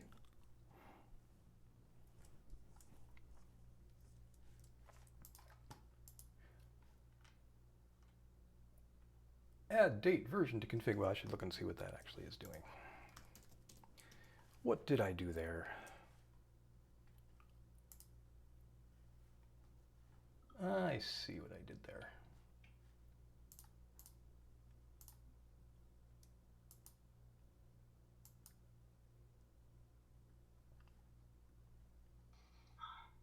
This is starting to bring back memories of an issue when we changed this last time. Oh yeah. I think it was when we compiled with embedded configs, everything just went and exploded.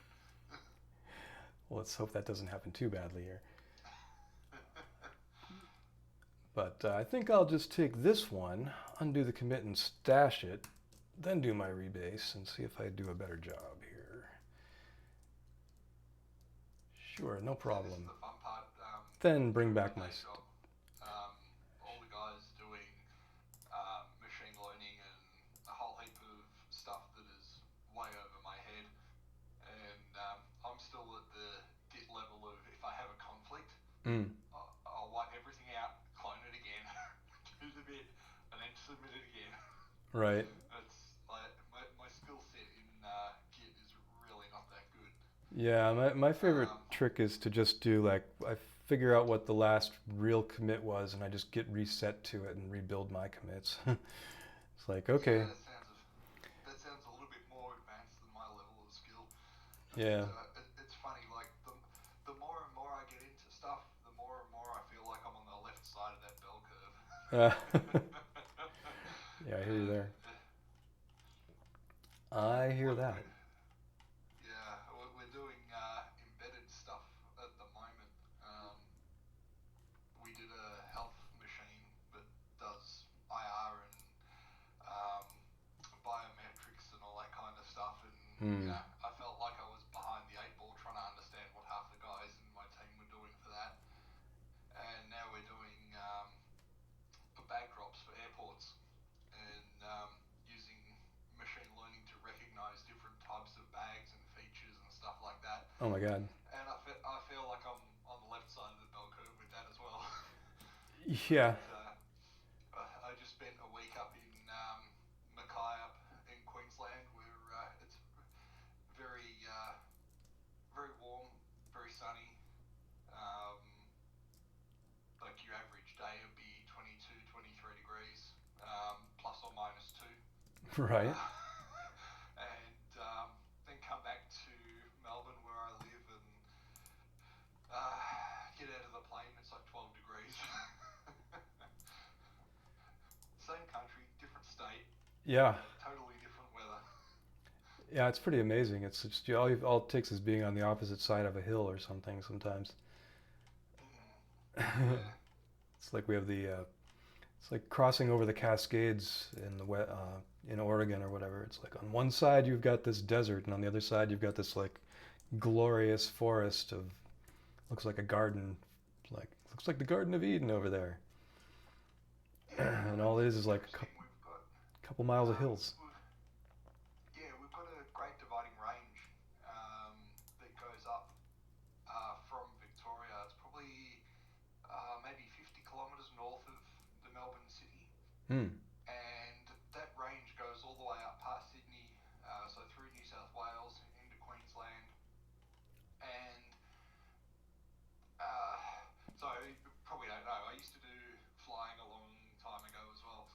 And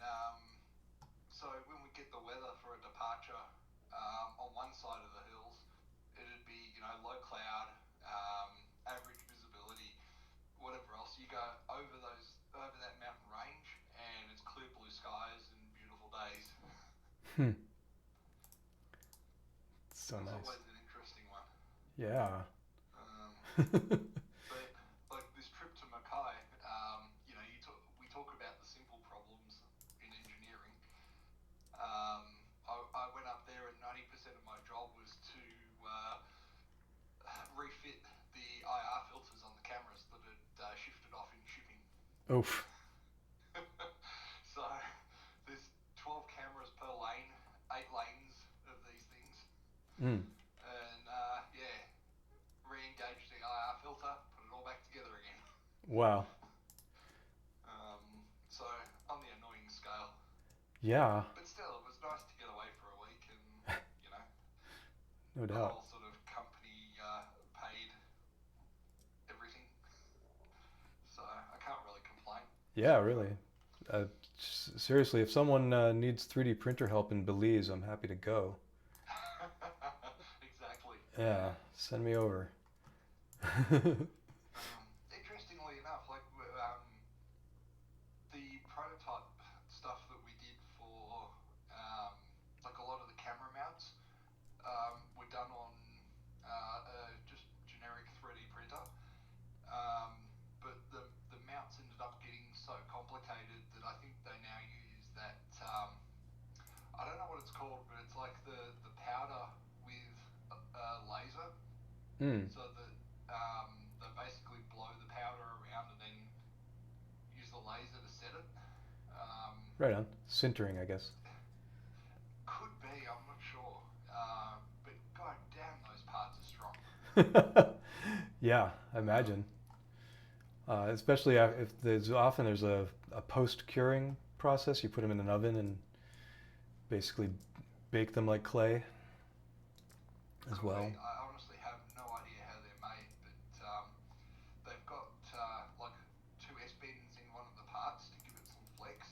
Mm. And, you know, like you can flex these things 10 degrees, 15 degrees, something like that, and they're nowhere near breaking. Mm. Whereas, you know, the classic, like FDM stuff that us plebes get to use, you know, that'd be gone well before then. Mm.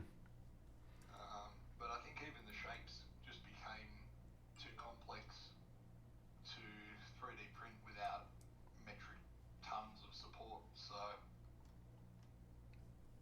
Yeah. it's still interesting to know that you know it's I guess more economical to 3D print them than it is to set up like an injection molding type setup or something like that. Mm. Yeah, I mean, with injection molding, you definitely have to. There's a lot of preliminary that goes into that. Whereas with 3D printing, we can just, you know, just need the model and go. Especially if you make a mistake. Yeah, very much so.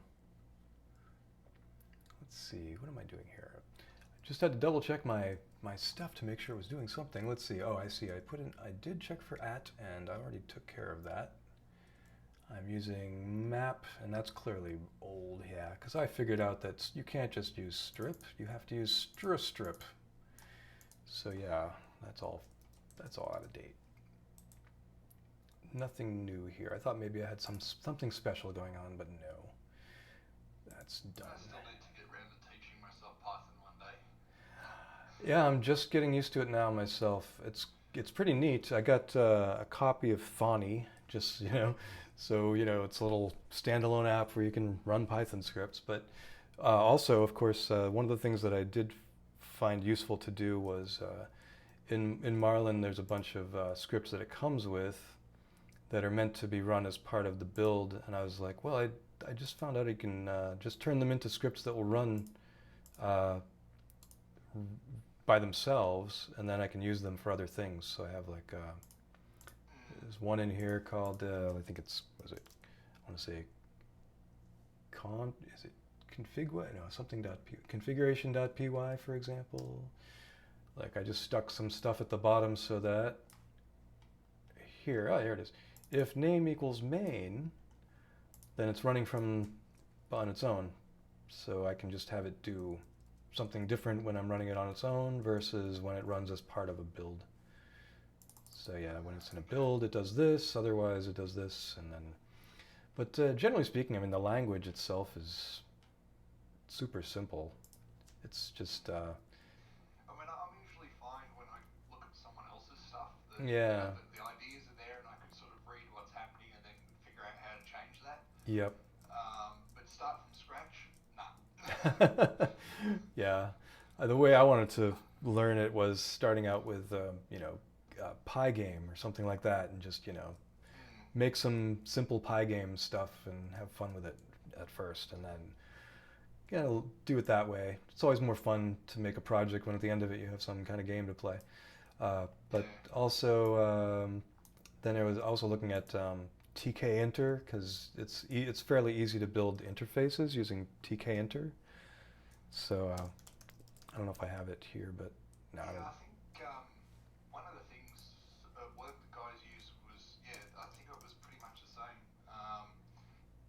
That TK Inter thing rings a bell because they were taking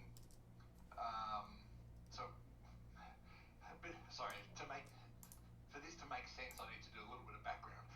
In the backdrop machines that we use, we've got sort of there's 14 cameras in total, and each of those takes a scaled down image and sends it over MQTT, so that anything that wants to process data off those images grabs the image from the MQTT topic, and then it can do its own processing of it.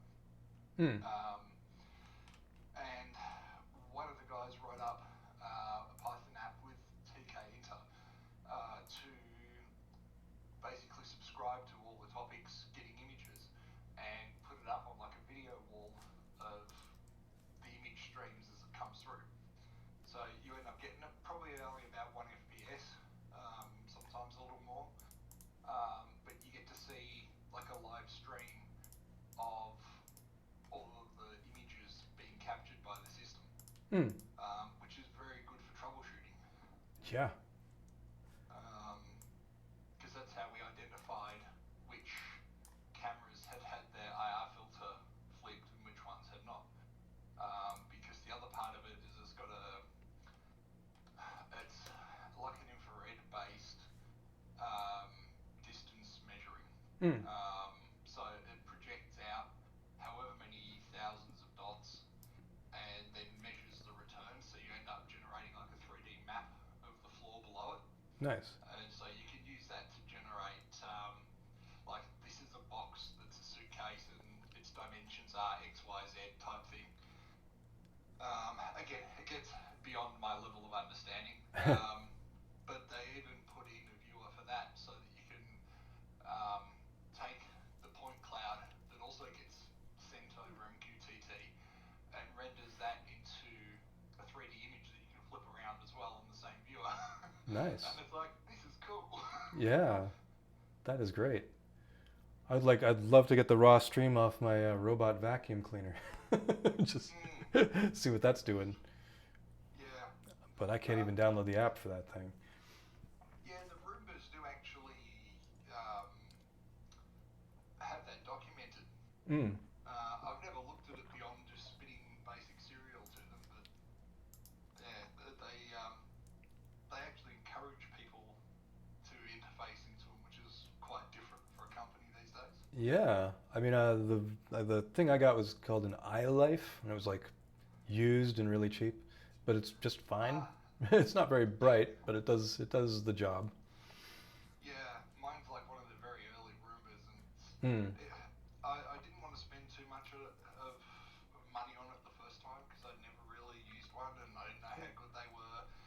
And I thought, well, if I'm spending over $1,000 Oh gosh. and it sucks, I'm going to be very disappointed. Right. Yeah. Or should I say, if I spend $1,000 and it doesn't suck, I'll be very disappointed. Yeah. But you know, this one cost me I think about $300 Australian, which is probably not that much in the global sense of things. No. But if you know, it's worked that well since that if I'd have known how good they actually were, I probably would have got the more expensive one straight up. Yeah. Yeah. But it's like it's not worth replacing yet because it still works. Yeah. I'm just I'm realizing, well, I'm gonna have to do my own mopping, but. Yeah. Oh well. That if I certainly did anyway. If Mm. The floors just don't seem to get dirty. Yeah, I've actually been most astounded with the fact that it keeps finding stuff to pick up. Like I run it, every day, and it always seems to find something. It's like somehow, like, am I shedding that much? What's going on? I'm sure there's a lot of dust coming in here through like the AC system and stuff. So I'm glad it's picking up all that fine dust. That's nice. Yeah, and it is that fine stuff that you don't even notice. Yeah. I think that's what probably, like over time, if that's just left there, that'll what actually makes the dirt that then makes it to the point where you need to mop. Right. But yeah, I mean, I had a cat, and unfortunately she passed away 2 years ago. Mm. And I'm in the process of looking at getting another cat now, and it makes a huge difference to just the amount of fur Oh yeah. that you find around the place. Oh yeah. I can imagine. Like, yeah, that's when you want to run it every day. So it doesn't find any giant fur balls to get clogged up in it. Yeah. Just pick up a little at a time. Hopefully. But, I mean, there's only been like once or twice that there's been accidents that the Roomba's found. I think one was a bit of a vomit that, of course, a Roomba doesn't know what that is, so it'll just randomly go over it and over it and over it and over it and spread that through the house, which is entertaining. But I think that doesn't happen often enough to sort of negate the benefits, I don't think. Right on. Oh wait, that looks wrong. What's that? Okay, so one little thing in this whole mess that I want to keep, and that's about it. Good. That sounds like software development today. Yeah. I found the thing. All right. Well, tweak. The rest can go away. That's right. That .zip bit, yeah, that was part of that issue before. So this stupid commit, I don't really want it here anyway. I'm going to put it in I'm going to move it to my simulator branch, I think, or someplace. Where is it?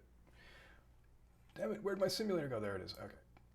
Oh, of course. Something I already did. Of course it's something I already did. Of course, that's the thing, is if you change even one thing in a source, in a file, it'll be like, well, I'm going to show you everything that's different. Well, thank you. Thank you for that. So, well, one thing is if it's all, I changed all the Python to use spaces because that's what they recommend. Even though, oops. Hey, cut that out.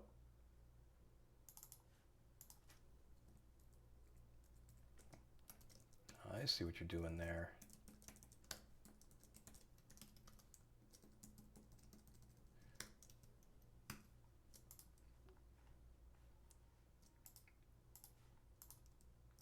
There. Usually if I get a conflict that's more complex, I usually pull over one of the guys and go, hey dude, just can I steal you for a minute? I need to figure this out and I don't know what I'm doing. Yeah, let's see. Oh, there we go. Okay. All right, continue your cherry pick. Let's see if it looks any good. Something I'm keeping? What? Let's try this. You should certainly have your spaces set up. I don't know what's going on there. Signature. I feel like this is one has already been... Oh, I see what's going on. I see what's going on. What's that, a classic? We're going to replace your 2 spaces with 4 spaces? Well, I'm trying to do too much at once, but I have... If I rebase this, I'll be all set with it. I believe it just wasn't quite ready. There we go. Move. That's better.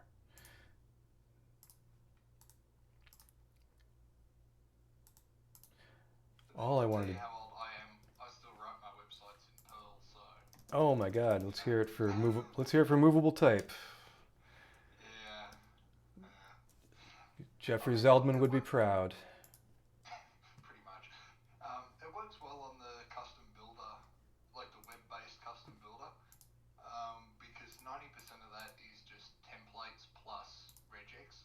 Mm. And like, yeah, I know you can do regexes in other languages that are just sort of as good. Yeah. But it seems like, to me, when I'm doing a ton of them, it seems to just make more sense in Perl. Yeah. I get that. And like, I started doing web stuff. I worked for a credit card processing company, and everything back end was written in Perl, and sort of it had been running since the 90s, so most of that code was a case of, well, if we change the platform, we have to be fully certified again. So it got rewritten bit by bit in a way that it's still technically the same system. Mm-hmm. But it's that classic argument that, if you've got a shovel and you change the head and then you change the handle, is it still the same shovel? Yeah.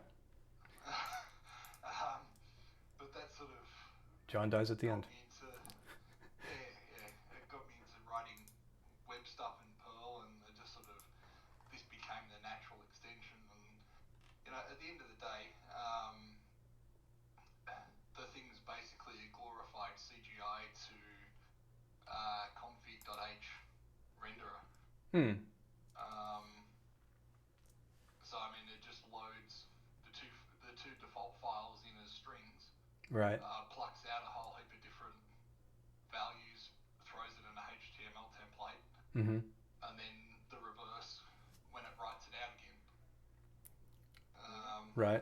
And basically, runs through its stuff, spits out a binary back, and that ends up in the database, and it's done. It's interesting. But the weird part is that as we've gone through like the platform IO versions, what do they call it? Scons, SCONS. Yeah. That seems to have become much slower of late.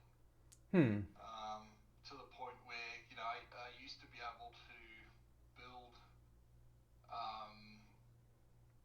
pretty much any sort of Marlin config up. It takes somewhere around 35 or 40 seconds at the most. Yeah. Now it's very difficult to get it in under a minute, and most of the time is just sitting there running scones, because that's single thread, single everything, and That's it's sort of curious. my pay grade to try and figure out why that's taken such a performance hit over the time. Yeah, I haven't noticed that myself of late, like any particular difference in build times. But I'm running. I think it's because I've always logged it, because I've always tried to keep the custom builds to be done in under a minute as what I want to try and aim for. Yeah. And it's getting to a point that's just not possible anymore. Huh. And yeah, I mean, like there's probably about 40 something CPU cores in various machines behind that custom builder now, and no matter what I do, it just seems to come down to that single-threaded scones run that just obliterates any time saving that I try to do by adding more cores. Interesting. I would think the scones part would be less obtrusive. Like it's just getting things. It's kind of just setting up the build, not doing anything else too complicated. But maybe there's. Is there anything more complicated going on in the scones side of things besides that? I have no idea. Right. Now that when I started to delve into how that all works, then I'm definitely left side of that bell curve. Yeah, I'm just glad they're hooks. That's all I know. They're hooks, and I can get in some here and there when I need to change the build or whatever. But yeah, most of what's happening now is definitely down to a few consistent scripts that are in just about every build at this point. The ones that are mentioned, I guess here, these scripts, configuration H and the rest, of course. This one is new, so I don't think this has anything to do with the thing slowing down, hopefully. But the configuration PY, that just looks for the config INI file and does whatever it says to do, which usually is nothing. So that shouldn't do anything, but Yeah, what is this, the configuration I know that I've heard about it, but I haven't found any information on really what it does. oh well, it just if you have this file in here and you set this ini use config field to something other than none, for example, all. When I do the build, it'll actually apply all these options before it does the build. Oh, so it's basically like a It's a shorthand for the configuration, you could say.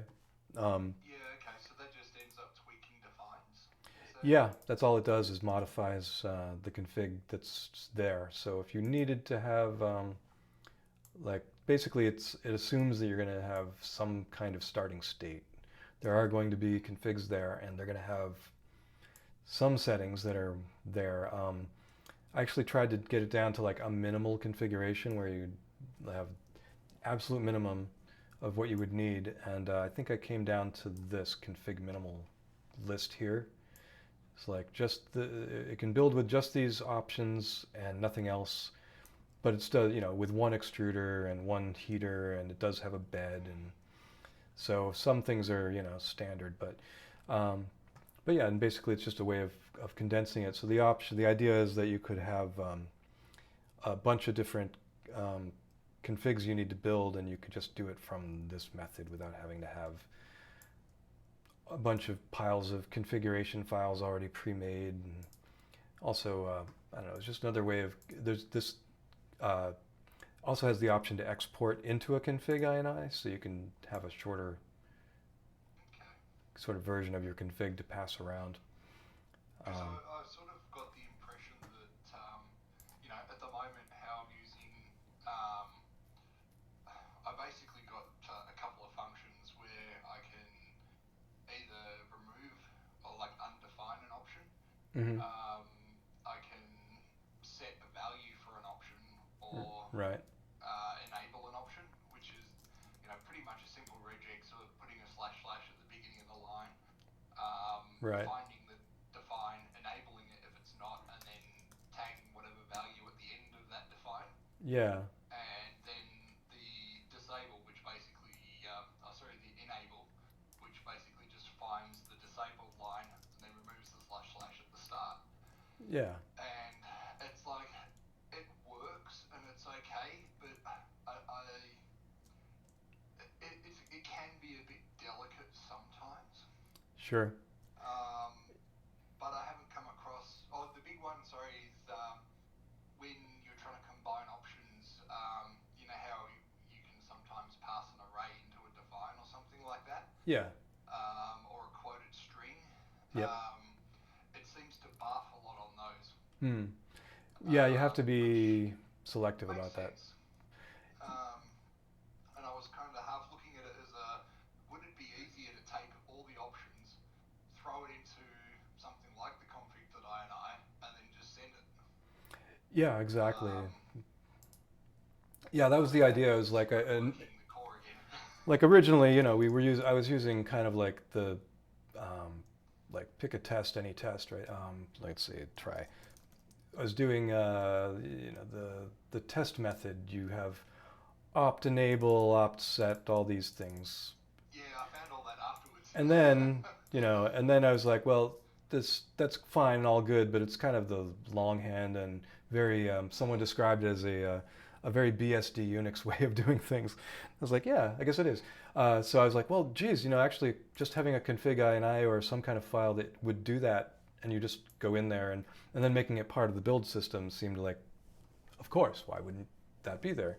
So I immediately, once I woke up the next day, I was like, no, I must sleep. I can't get up and do this now.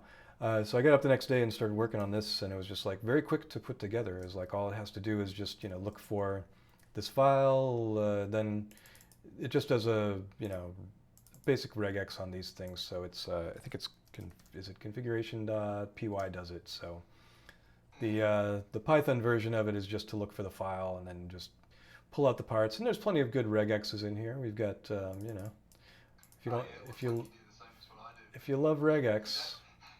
Yeah, and the fun part is that you never know which file your option's really going to be in, and one, so you just check both. Yeah, exactly. It's just there's no assumptions. Also, if you when this thing modifies an option, it modifies every instance of it. So if there are multiple Okay. places where it says temp hysteresis, it'll change all of them. So it'll definitely get it. So it's basically just pragmatic. It's like it doesn't care that you don't want that to happen in your config because you might want to tweak it later. It just says you want something that works. Here you go. This will definitely build. So yeah, it just sets it up so it'll build. But then when I did the schema part, which is a separate script, schema.py, this was just to capture the config and then formally output a big structure that describes it in JSON format. And so it's just, Okay. it's just going through and looking and figuring out line by line whether something is a define or an if or whatever, and then using all that to build up like what are the conditions that belong to this item. And yeah, it's pretty comprehensive. And then I did rebuild this in JavaScript, which is now what's um, now being built up into Auto Build. So the schema, it's now schema.js, and it does all the same stuff with, and basically it does this giant import function does everything. It looks line by line. Again, it's a state machine. It goes down and says, oh, is this an if? Then I need to remember this, what level of if you're in, and remember these conditions and then store them. And so eventually it builds up a structure that describes the whole config, and that's what I'm able to use then to do the actual building of the form that you see here. And this is all being built out in JavaScript, so there's no HTML initially except for the framework around it, and then it's all being spit out by jQuery.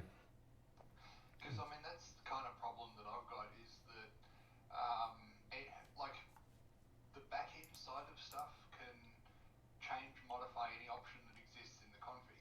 Yeah, But the difficult part is that it still needs that manual process to then get it to a point where a user can see the option and then be able to change it. yep. And see if what I And there's a lot of them. The hard part is trying to find that balance between something that people will normally use and just option overload. yeah, that's the thing. The Um, one thing I wanted was to be able to find things quickly, and I was like, the very first thing I had to have was a filter, you know, this is true. so I can find the bloody option. Like, where's the thing that pertains to the fan? I don't know. I could scan the file or I could do a search, but if you do search, then you have to say go to, Command G again and again until you find the thing you're looking for, and it's like, Yeah. oh, just give me a filter. I mean, like the way I kind of try and do it is to group things into the logical groups. Like your bed leveling would be one section. Things about heating and fans would be in another section. Yep. Which sort of, it's still at a point where you still sort of need to know what you're doing. And it's like, that's that classic, the new user experience part being that Mm. you can simplify the interface as much as you possibly like, but someone who's never done this before, even how I've tried to simplify for only sort of what the majority of people would use, Yeah. they look at it and it's just a wall of options, and they're like, I don't know what I need here. Yeah, exactly. What is it? Give them the basics. And that's like to a point. The closest that we can do for that is to have like the configs repo. Yeah. But even then, like I've found, because that's essentially community built, I found a lot of instances where like you'll have the same printer, but a different chip on the main board, like the STMF4 and STMF1 Mm. for I think it's the end of 3S1, and the two files you would think would be just about the same, but the options inside it are completely different. Oof. Right. And it's like, well, just for me, I would assume that if I pick the F1 version and then I pick the F4 version, all I'm really changing is the CPU. Right. But But that's not the case. yeah. It can lead to different outcomes depending on which config you use. Yeah. So sort of to make a little bit of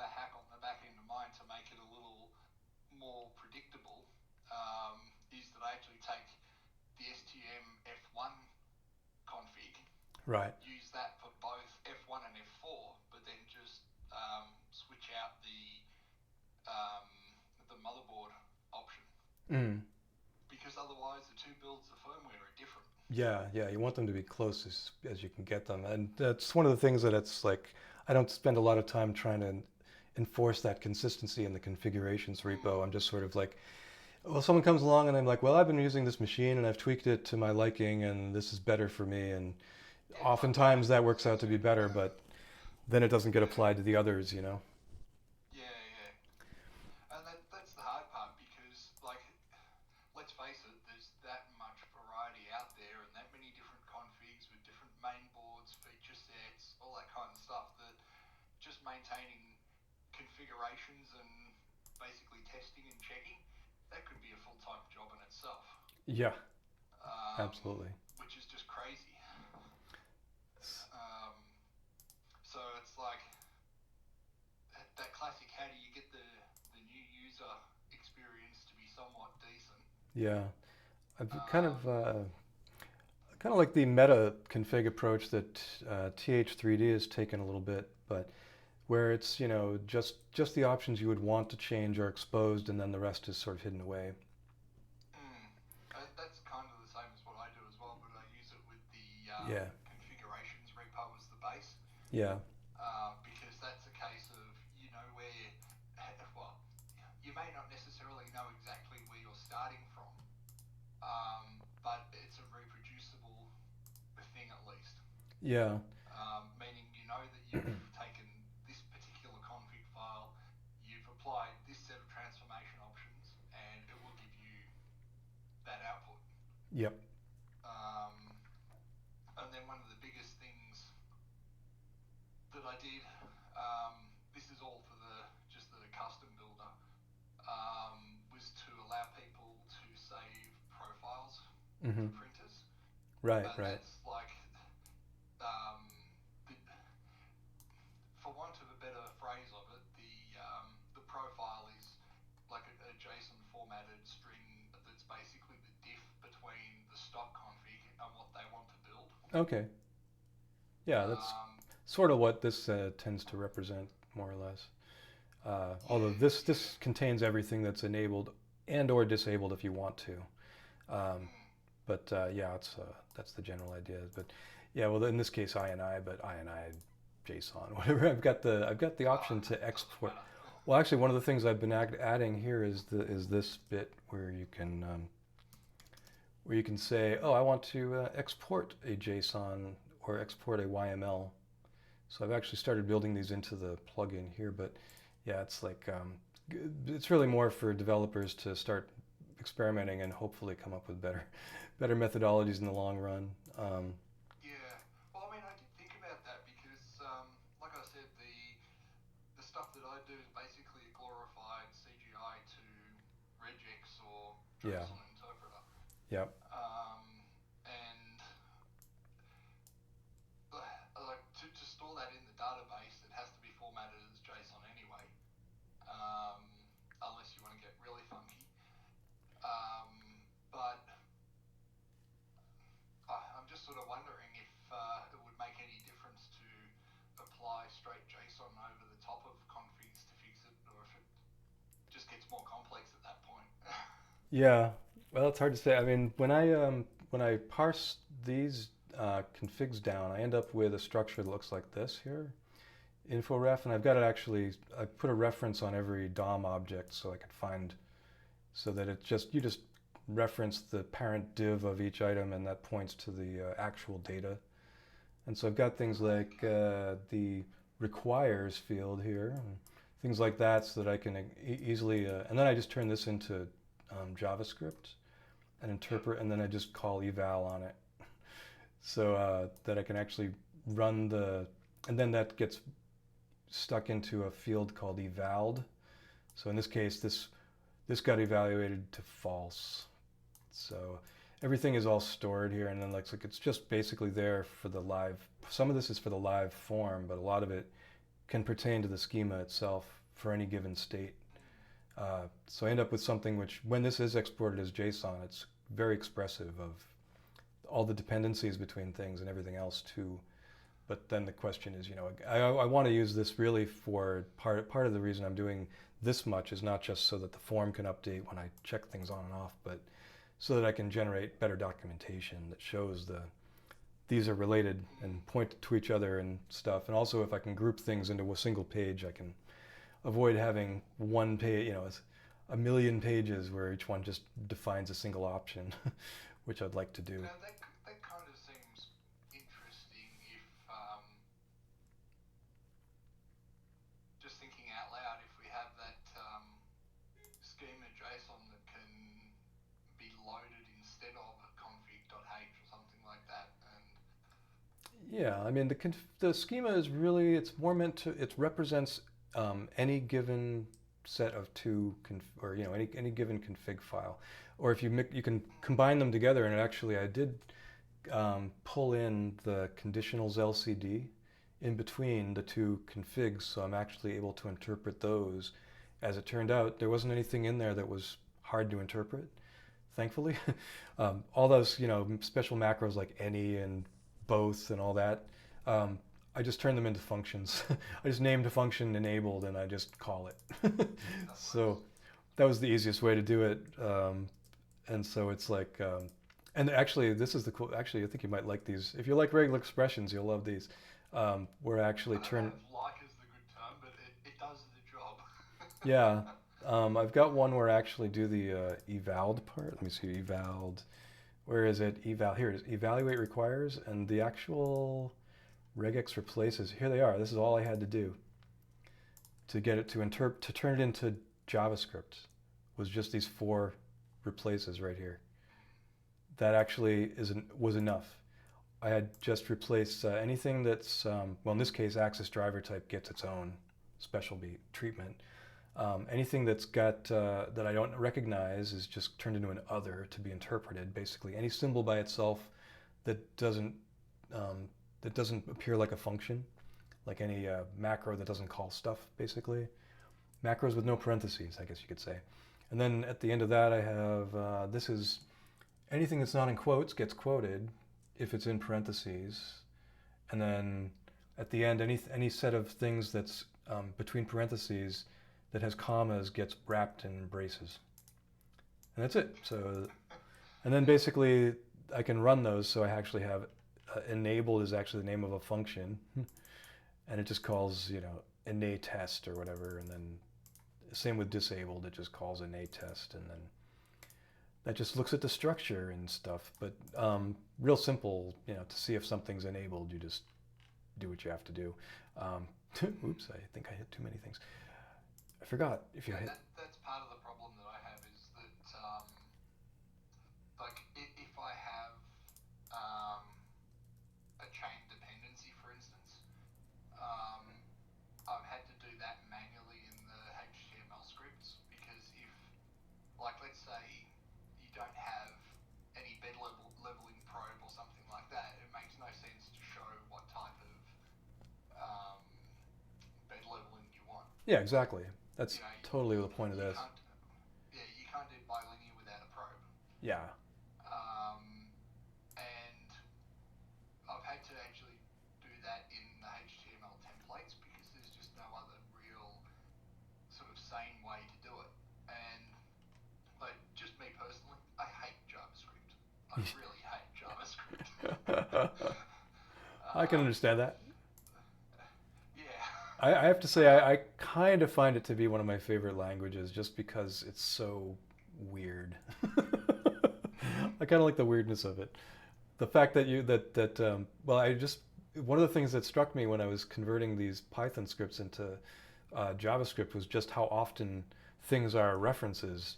And I was like, oh yeah, shit, all the stuff I was doing in Python, getting used to things being references, I'm finding that to be the case in JavaScript so often that I'm like, oh yeah, if I make an array of things that is like, as long as they're just pointing to something else, if I modify it in this array, it ends up modifying it in that other structure too, because this thing is full of references. It's like, oh, okay, as long as I remember that, I'm using references, I'm good. But yeah, it actually turns out to be harder to make copies of things oftentimes than to use the reference. So that was one of the things I kind of liked, because I was like, oh well, I really need to have an index, but I don't want to make copies of everything. It turns out, well, it's all just, it's because it's dictionaries, they're references. Yeah, so yeah, pretty weird, but it's one of the things to get used to. But yeah, you find that Python and JavaScript do have some affinities in the way that they handle variables and stuff. So I kind of like that. But yeah, and the other thing I do like about JavaScript is that once I got jQuery, I was like, okay, now it's not painful to work with the DOM anymore. It used to be really awful to work with the DOM, but now I'm like, oh, now everything's easy. I just find the thing and put the class on it, or if I want to hide all the comments, that's a simple single line in jQuery, whereas in JavaScript it would be a big hassle. So yeah, things like this filter. Not sure if my screen's coming up at the moment. I've never actually done a screen share with Discord before, but yeah, there it is. It's maybe. a similar thing. Like we open up the config page, open up config advanced. Oh yeah. Different variables to make life easy. I see. And then that's pretty much the same. Being go through hunt. So up the top, where is it? Perl, baby. We've got a list of the things that we extract. Oh yeah, QW, I remember. Yeah. And then depending on if we're expecting it to be defined or have a value or something like that, it'll pull out the values in this bit and basically throw it in a variable that gets sent to a template engine. All right. And the template renders that and picks it out based on what it does. I gotcha. And then other stuff where we've just got like a set list of driver types, for instance. We just do that manually because it's yeah, actually I'm pulling them out. Well, you've probably seen the configs are annotated, so anytime I need something like that, I just put it in the configuration as a new annotation. The one thing I can't do is things like boards, or so I have to actually read the boards file and pull them out of there. And then I have to make a prettier interface, because there's no way I'm going to have a pop-up menu with 100 items in it. That's no fun. I'd rather have it go, pick the platform and then pick the board or something like that. Although I don't know if that's the most logical way for people to do it. I think most folks will want to just they'll know the name of the board and that's what they'll look for. So I probably have to do it that way. But right now it's just, text field. I'm just trying to remember where the script is.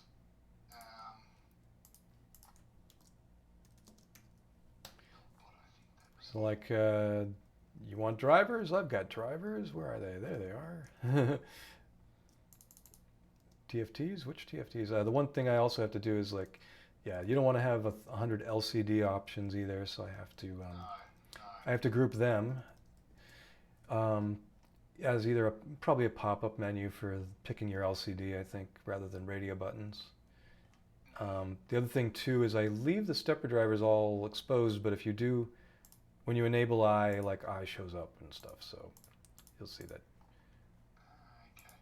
But yeah, as long as you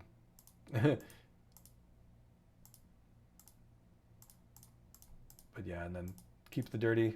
The other thing I also do is make sure to figure out what type is there as best I can. So like these, I just call them, I don't know, the type names I came up with are a little weird, but this one I called enum, because it's using these bare defines, so I just called those enums. And then there's this one is like on off, so I just called that a switch. And then there's some others that are like, this one is an integer, and this one is there's one this one would be a float array, I guess. Probably shows up as an int array. Those are the ones that really cause me issues. Yeah, like here I just said array. I just said, I don't know what kind of array it is, we'll figure it out. But the idea would be if I have something like this, I'm going to replace it with 3 fields. And then they'll each have this in it, and then you won't see the braces, and that way you can't screw it up. unless you somehow screw up something in one of those other fields. But I don't know, it's kind of like I also want to make it so if you don't like what it allows you to enter, like if you wanted to enter a fourth value and there was only 3 fields, I'd put a little widget here that turns it back into a text field so you can put whatever you want in it. And things like, just for users' sake, for the most part this is there, but the one thing that is tricky is with this being inside of an editor and stuff, there's message passing crap going on and stuff, so it's a little more tricky. The other thing I did was to make sure to do all the pre-parsing in the provider behind the scenes rather than in the editors themselves, because each of these, I don't really want to have a full web app in each window. I mean, they kind of are, but as much as I can do ahead of time in a single process, just so that it's all ready. And that's kind of nice because when you open see how quickly it opened the form. That's because all the data is already parsed. Whereas previously, the way it normally wants you to do it is to read the text from the file and then go from there. So, but fortunately, the way this is set up, there are areas you can store stuff persistently. So it made it a little easier. But then you want to be able to do things like split the window and have 2 views with the same thing and have them update each other. And so there's a little bit of a delay there, but it does work. So yeah, there's some tricky stuff. I've just found the bit of code that I was looking for. So the big bit, this was a huge advance for me, because prior I was basically trying to figure out what platform IO environment to pass along. Oh, okay. And the only way to do it that I could find was to try the build, and obviously it would fail, and then figure out what I needed to do, and then keep a manual list of what was being used. Right. And obviously that doesn't scale, especially if we change environment names or we do anything like that, then it's game over. You're going to figure it all out again. Yep. So one of the interesting parts was to look at the pins.h part and then hunt out the motherboard. And right. then I think next to that we've got the / and then a list of the environment names. Right. So from then you can, well, I'm a bit lazy. I only pick the first environment name because that's usually correct. Mm-hmm. But that stopped me from having to manually link each particular type of printer or board to its own platform IO environment. Yeah. And that was a big win for me, because that cut down so much effort. Yeah, it's And it seems simple, but there didn't seem to be any kind of simple way to then link from a motherboard to an environment. And let's face it, they're always linked. That's just the way it is. yeah. But there didn't seem to be a way to resolve that.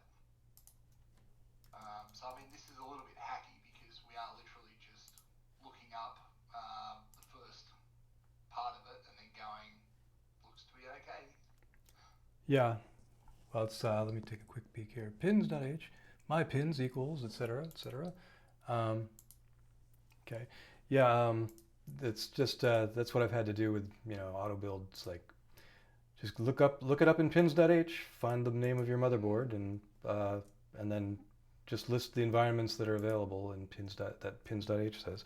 Yeah. I mean, I don't like that we're essentially passing comments as an operational field, but Yeah. it works. Yeah, I don't really, I mean, I don't want to keep a database necessarily as a part of the project because it's another thing to maintain separately. Yeah, exactly. And having it integrated, it just does tend to work better to have it all here in this file. And it's good enough. The one thing I did was that the build for, it doesn't always say env colon, sometimes it says win colon or something like that, because yeah, it picks a different environment depending on what platform you're building on. Yeah, yeah. That was just for this one. That was just for this one thing, though. It's just for the native sim thing. Everything else is ENV, but yeah, that's the one place. And then the same with boards.ah, and like that's kind of that's really the only place we can get a list of boards from that's up to date and current. And then the annotations inside configuration.h for the the things that are selectable. The other thing I'd like to do though is that really customize this down so that it only shows the serial ports that would make sense with the motherboard you have chosen. Like if you're using a ramps, you really can't use -1, so why is it there? But if you're using native USB, then the baud rate doesn't really matter, so we'll just ignore it. So things like that, but I don't know. I don't want to get too hairy with it. It's like. But that's the thing. Like each one of these things that could be nice or would be nice is a whole new slab of code that needs to be maintained for eternity. Yeah. And like I've sort of taken. Yes, there is definitely places even in my interface where you can generate a non-valid config. Mm. And in a way, there's not really much you can do to stop that. It's just, garbage in, garbage out.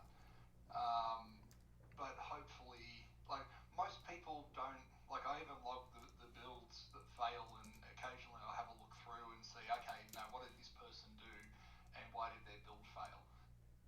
And usually it's something stupid like, they'll have a probe with no leveling type but set something else. So most of it's just sort of like user input. Even if you just go to the custom firmware builder link on the left there, you don't need to log in or anything to show the UI at all. Yeah. But like these are all fixed config type things that just build nightly with bug fix. But so I try to split it up. If you do the create new, it'll give you like the list of printers and manufacturers. And these are about the only ones that I really do so far.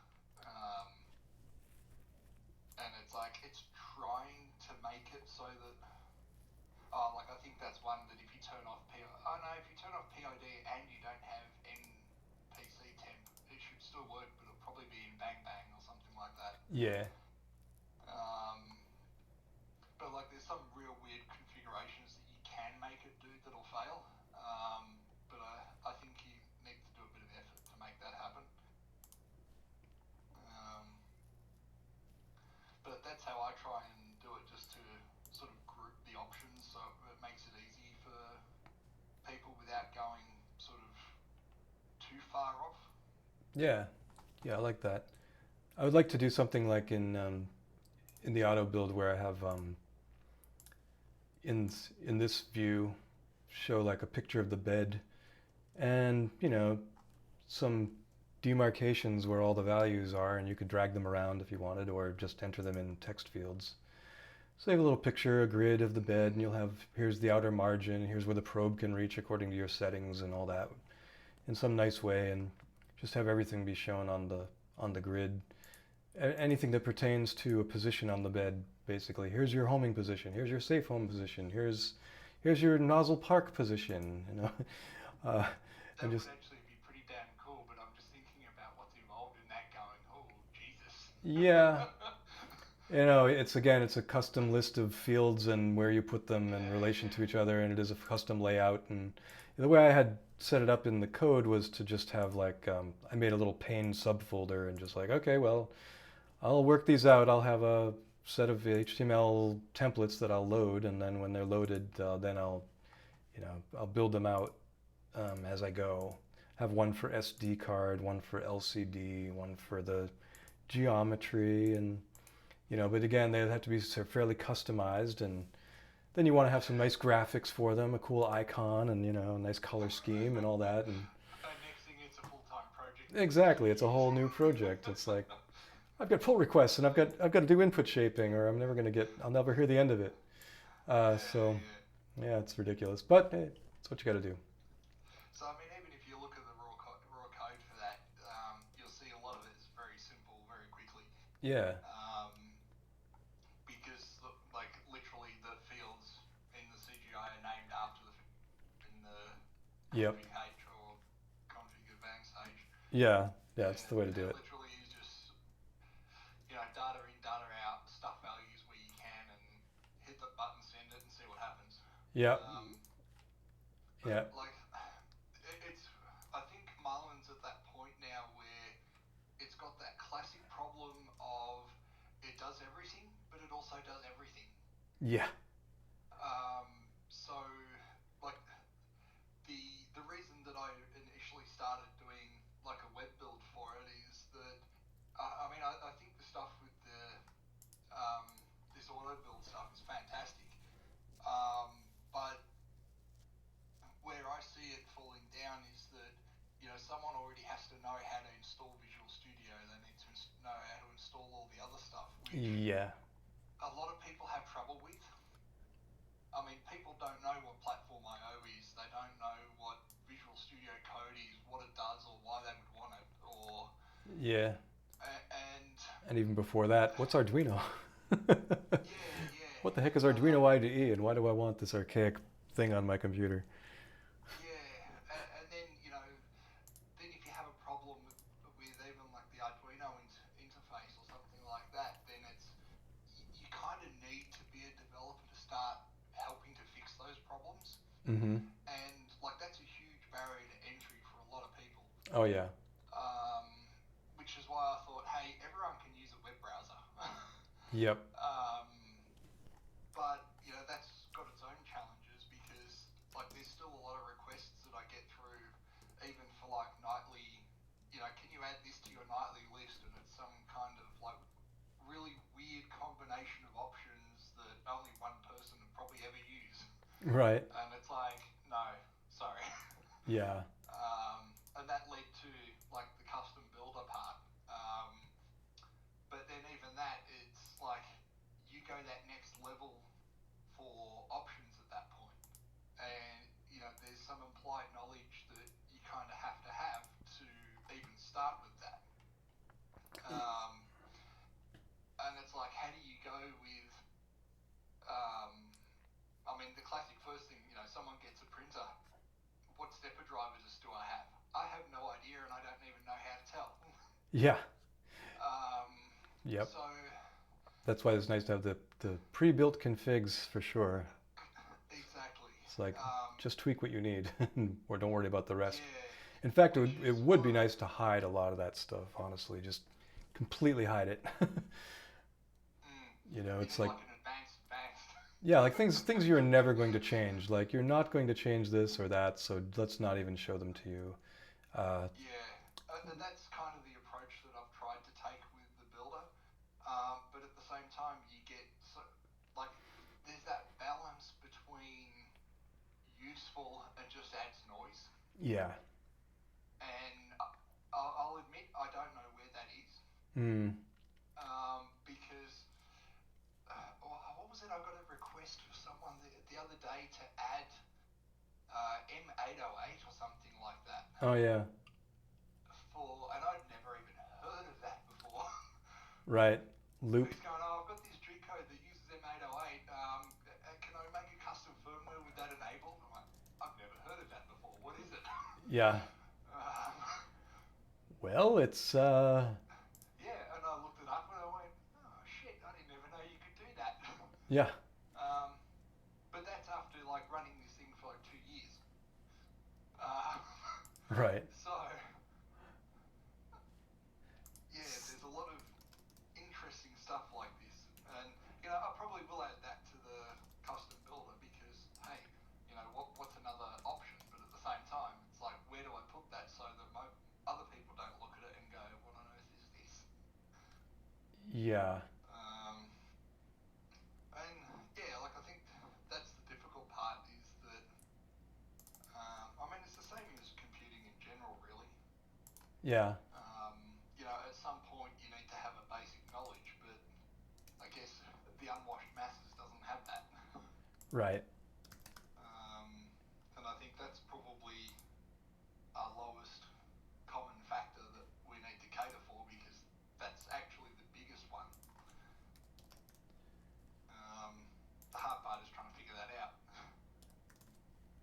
It's under repeat. Repeat. It's called repeat marker. Yeah, I guess I've hidden it away here. Let's see. Well, I mean, that shows you how often it's used. Yeah, that's the thing. I don't even know where I put it at this point. Yeah, my first attempt at a configurator was more like just try and keep people abreast of what goes with what and make sure that they're always sort of configuration oriented. You're looking at the configuration as you're doing it, but and then also to make it, completely run anywhere, and including if you want to just run it as a file, URL, you could run it as a file URL, and if you had that particular security policy. This before. But this thing, and again, this is, just using and that was where the idea of using annotations in the file came from. It was like, well, and also the other thing I tried to do is figure out things that are similarly named and then group them into this kind of thing. But again, doing it all automatically, with trying to avoid adding too much expert knowledge to the app itself. But it's really almost impossible to get away with, because just, you have to know something, at least certainly for simplifying. Like, if I want to simplify the number of LCD options, I really got to know which things are LCD options somehow. And do I want to annotate every single one in the file? I don't.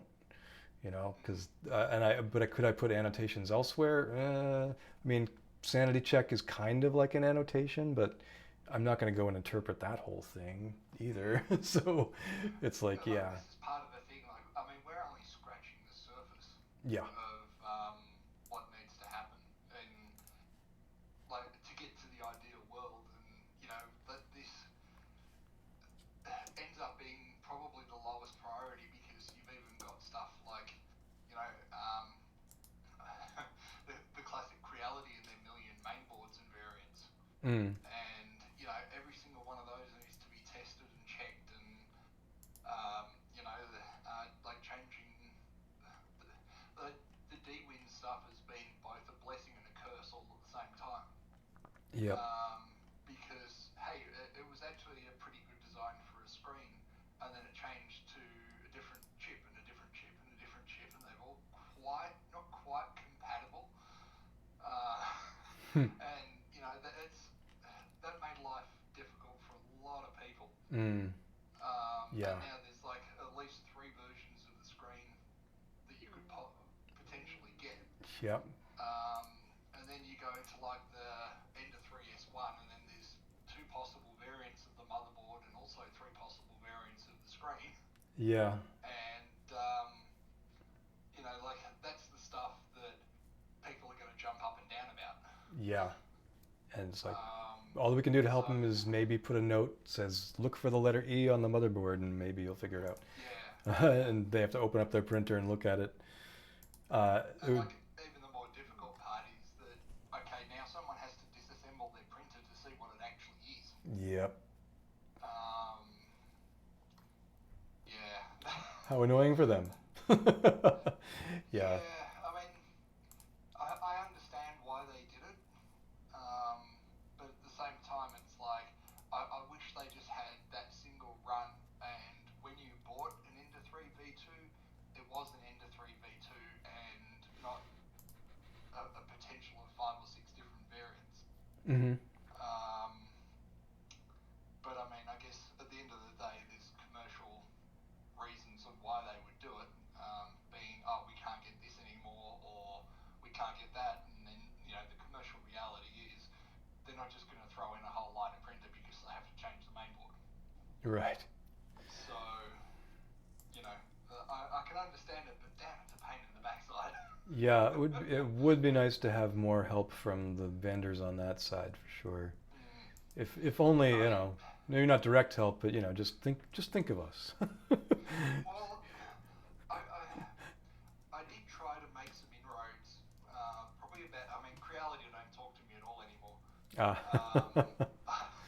But I did try to make some inroads by essentially pushing that when they're developing a new printer, Yeah. whoever they get to do firmware, whether it's internal or contracted, whatever they try to do, they start with Yeah. and then when they release it, they submit it as a PR. Yeah, that would be nice. Um, we got Or, if they get a contractor to do it, part of the contract is, you'll do this, it'll be on the latest bug fix as of the date we give you the contract, and it'll be done with a PR when it's done. Yeah. And that'd save so much headache for so many people. Yeah, for But sure. that wasn't received very well. Yeah, I mean it's good advice, but I guess they didn't ask, and it implies that it implies things that are not face saving. So, um, so you have to be very, you have to always remember to lead with flattery when dealing with the Chinese, I guess. Um, And I think it's part of the culture difference as well. Like, we look at it as it doesn't mean that everything you've done prior has been shit. It's just, let's improve the process. yeah, yeah, it can always be improved. But I don't think that's kind of really the culture in China, especially like a lot of the industrial parts. That's kind of like an admission that you haven't done a good enough job. It may be so, yeah. Not invented here. Yeah, but I mean, whether they like it or not, at the end of the day, it's like it punts that load onto essentially their community. Yeah, Or, well, not even that, their customers yeah, is where it ends up at. And, like, I think being a bit more open about these things would probably get them a lot more favour with other people. for sure. And, I think there'd be a lot more people willing to do a lot more if it was embraced Yeah, sort of better. yeah. We've gotten fairly good cooperation and submissions from MakerBase. They seem to be on top of things. Big Tree Tech also has been pretty, Yeah, I was just going to use them. really good connections. Yeah. I've got the BTT board on one of my printers here, just the SKR Mini E3, couple of versions of that hanging around from doing my testing on them. Yep. For Creality, But also like the TFT screens. yeah, yeah, I like them too. Like they open source the code for it, and they take submissions of icon packs and whatever along those lines. Yeah, that's And nice. since that screen first came out, the UI for it has become so much better. That's good. And it's like that's kind of that process in operation. Like they would have to do all of that themselves. Yeah, If nobody they didn't wants to do open that. source the code for it. Yeah, which is not much fun. No. I mean, basically, it means it goes down to a 1 or 2 man operation. Mm-hmm. And let's face it, the guys in China don't value the software as a selling point. Yeah, I can see that. So Yeah, it's about how many bits of hardware can we ship. absolutely. And I mean, that's where they make their money. Like everything, software is a expense center. It's not a profit-making place. yeah, yeah. I mean, they were through Naomi. They were very, collaborative when it came to the CR30. I actually got to put my hands on that before it went out, so that was good. I'm the one to blame for M808. That, but I'm not sure if that was like invented drama or actual drama, and none of this stuff's discussed publicly. So Yeah, you mean in terms of the way the belt printer went down? yeah. Well, it's still being sold. Oh yeah, that's the. I think it was more about. I think someone got a raw end of a deal somewhere, and yeah. Oh yeah. Like no one files grievances in public, and I understand that. So. Yeah. Yeah, I don't know much about all that. I just know that my interactions with China have been pretty. They're either great or they're just like gone, not there at all. So it's like, yeah, and but with and Creality's been interesting. They kind of like they'll pop up every so often and then disappear again. Yeah. So I'm like, always happy to see them. Sorry, go. I'm always happy to see them when they do show up, though.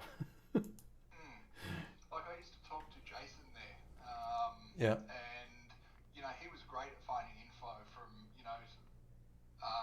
schematics or just pin-out diagrams or all sorts of stuff. He was able to find, like, you wouldn't get the whole lot, but if you asked a specific question, you get like a small screen clipping of the bit you were after. Mm-hmm. But he sort of moved on and things. I got a bit of feedback from them that was, we really want to help get things going and make life easier for people. And then this is back when the Ender 3 V2 was hitting lots of issues with the whole D-Win parts, and I managed to get a V2 shipped to Dust over in New Zealand. Right on. And Cool. they came through on that. I'll give them credit. I tried to get one sent to, oh God, I can't remember who it was now, but it was, where were they? I think they were in Brazil. Oh, okay. But they just couldn't ship to Brazil. Oh. It was something, I don't understand, something logistics wise, and they couldn't ship to Brazil. Huh. But they were willing to do that up until they figured out that they couldn't ship there. And then after that, everyone just disappeared off the face of the planet. So Well, I don't know if the guy that I was talking to left and like there was no handover to a successor or something like that, but that was like the end of it. Which is a bit of a shame, but at the same time, it's like I know the culture there is a case of, well, we have to, I guess, spend our corporate time on the corporate stuff to benefit the company. And yeah. I guess, like, at the end of the day, talking to me about designs is not bringing value to the company, I guess. Maybe so. I mean, I know they're also kind of compartmentalized compared to other, that they'll have a marketing, it'll be an entirely separate city, and then And they never talk. and their engineers are over here, and then their people who write documentation are over there, and yeah, it's sort of, I guess there's a lot of separation of those levels and layers. So I don't know how much. Let's not mince words. That happens in Western companies as well. Oh yeah. That's still very much operation normal. I think the difference is that, at least in my experience, like, people are more willing to talk between departments. Mm-hmm. I'll give you a great example. I bought a Seagate SSD, and for some reason, whenever it did a trim, the entire system would scream to a halt.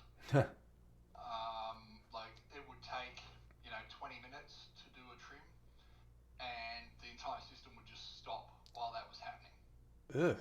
And it works fine under Windows. In Linux, every time it did that, it would just the system would die. Huh. So I started hunting down through the kernel contributions for Seagate and found a couple of likely email addresses for people who do stuff in Seagate as like kernel contributors for storage, and reached out to them and ended up finding out that I was talking to a guy that writes the firmware for hard drives. Huh. And he's like, I still do the old school stuff. I'm one of the old fellas. But I know some of the people in the SSDs. I'll trace it up internally and see what we can get done. And it's like that willingness to help. Yeah. Seems to be more prevalent. Anyway, he traced it up, and a week later, there's a new firmware on the Seagate website. Very nice. And it actually took care of the issue, eh? Yeah, it fixed That's the good. problem, and it's worked perfect ever since. Great. But that willingness to sort of go, I don't know, but I can chase that up for you, seems to be quite common if you get the right people. Yeah, yeah. And that's the problem in the first place.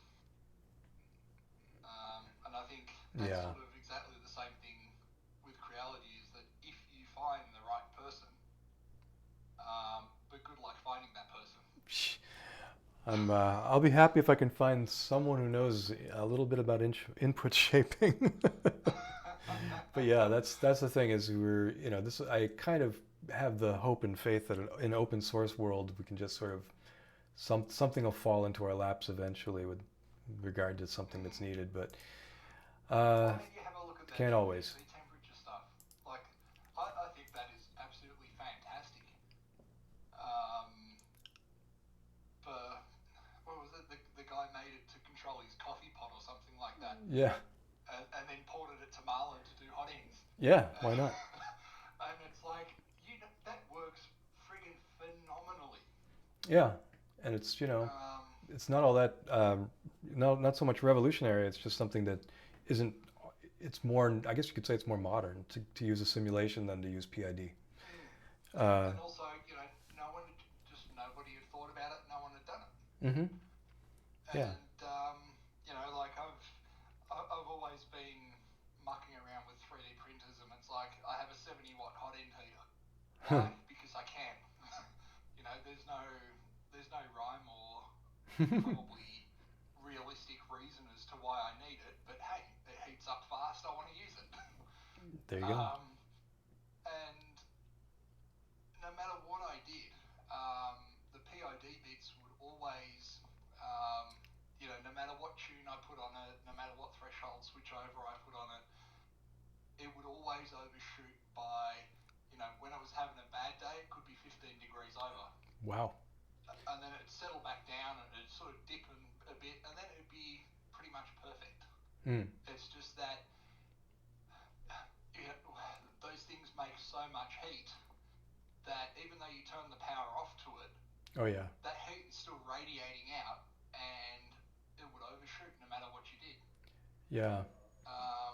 And the sad part is that you don't have usually at your printing temperature, you don't have an additional 15 degrees usually in the range of that filament's stuff. So like the first bits of filament that came out were always overheated, and usually it either didn't stick or Oh yeah. was like garbage, or and it's like, this can't be good for the No. for the hot end. No. Like especially if it's going over your max temp, or getting very close to it. Yeah, all the time. Like it'd Yeah. take an ABS filament and heat it to 15 degrees over, and then start settling down again. If you did that with PLA and it was having a bad day, it would literally drip out of the hot end. Yeah. And the day that I switched over to the NPC temp stuff, it overshot by half a degree. It's like, oh my god, this is amazing. Yeah. I always feel like overshoot is just expected with PID for some reason. It's like Pretty much. it's supposed to be smart enough to quit heating early, but I don't know what kind of parameters you'd have to set to get that. Except maybe I there. could never figure it out either. Yeah, in fact, there's a window you're supposed to use, like between. There's a setting where it's like it'll keep heating up until it gets this close to your target, and then it'll switch to PID. Yeah. And I so. with that so much. I even had it at the Yeah. point where when I first started troubleshooting this, I think I set it at like 50 degrees below the target temp. Yeah, you might as well. And that still wasn't enough. Yeah, so yeah, at that point, the only other alternative would be to have it heat more slowly, and then that's Correct. not so Yeah. great either. And it's like, why bother having a 70-watt hot end if I've got to derate it to 40 or 50 watts? Yeah, the NPC temp is really smart. I think it's doing a lot of it's just watching. It's like, okay, I'm going to expect the temperature to rise by this much in this much time, and we'll see what happens for real, and then I'll adjust myself. And so it's constantly adjusting, which is great. Although it does have, I guess there is some kind of fixed setting for it. But frankly, I mean, if it can just constantly self-monitor and keep adjusting itself, then that's the best way to But go. I mean, it is a little noisier than what the PID stuff was, but we're still talking under a degree, plus or minus. So Yeah, I see. at that point, you don't care. Yeah, maybe for a chocolate printer, Yeah. That's the one thing. The chocolate printer people want, very fine adjustments. Yeah, but then Yeah, exactly.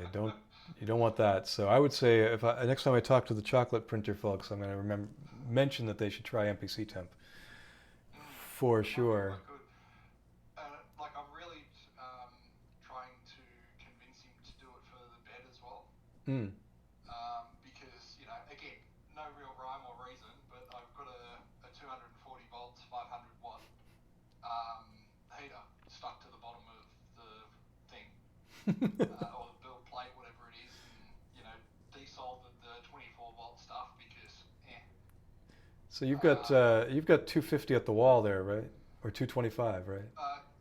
It's technically 230, but yeah, it's about Okay, 240 something normally. I see. That So helps. That extra pressure helps. getting five. Sorry. I was saying the extra pressure helps. The extra, as they say, pressure, voltage.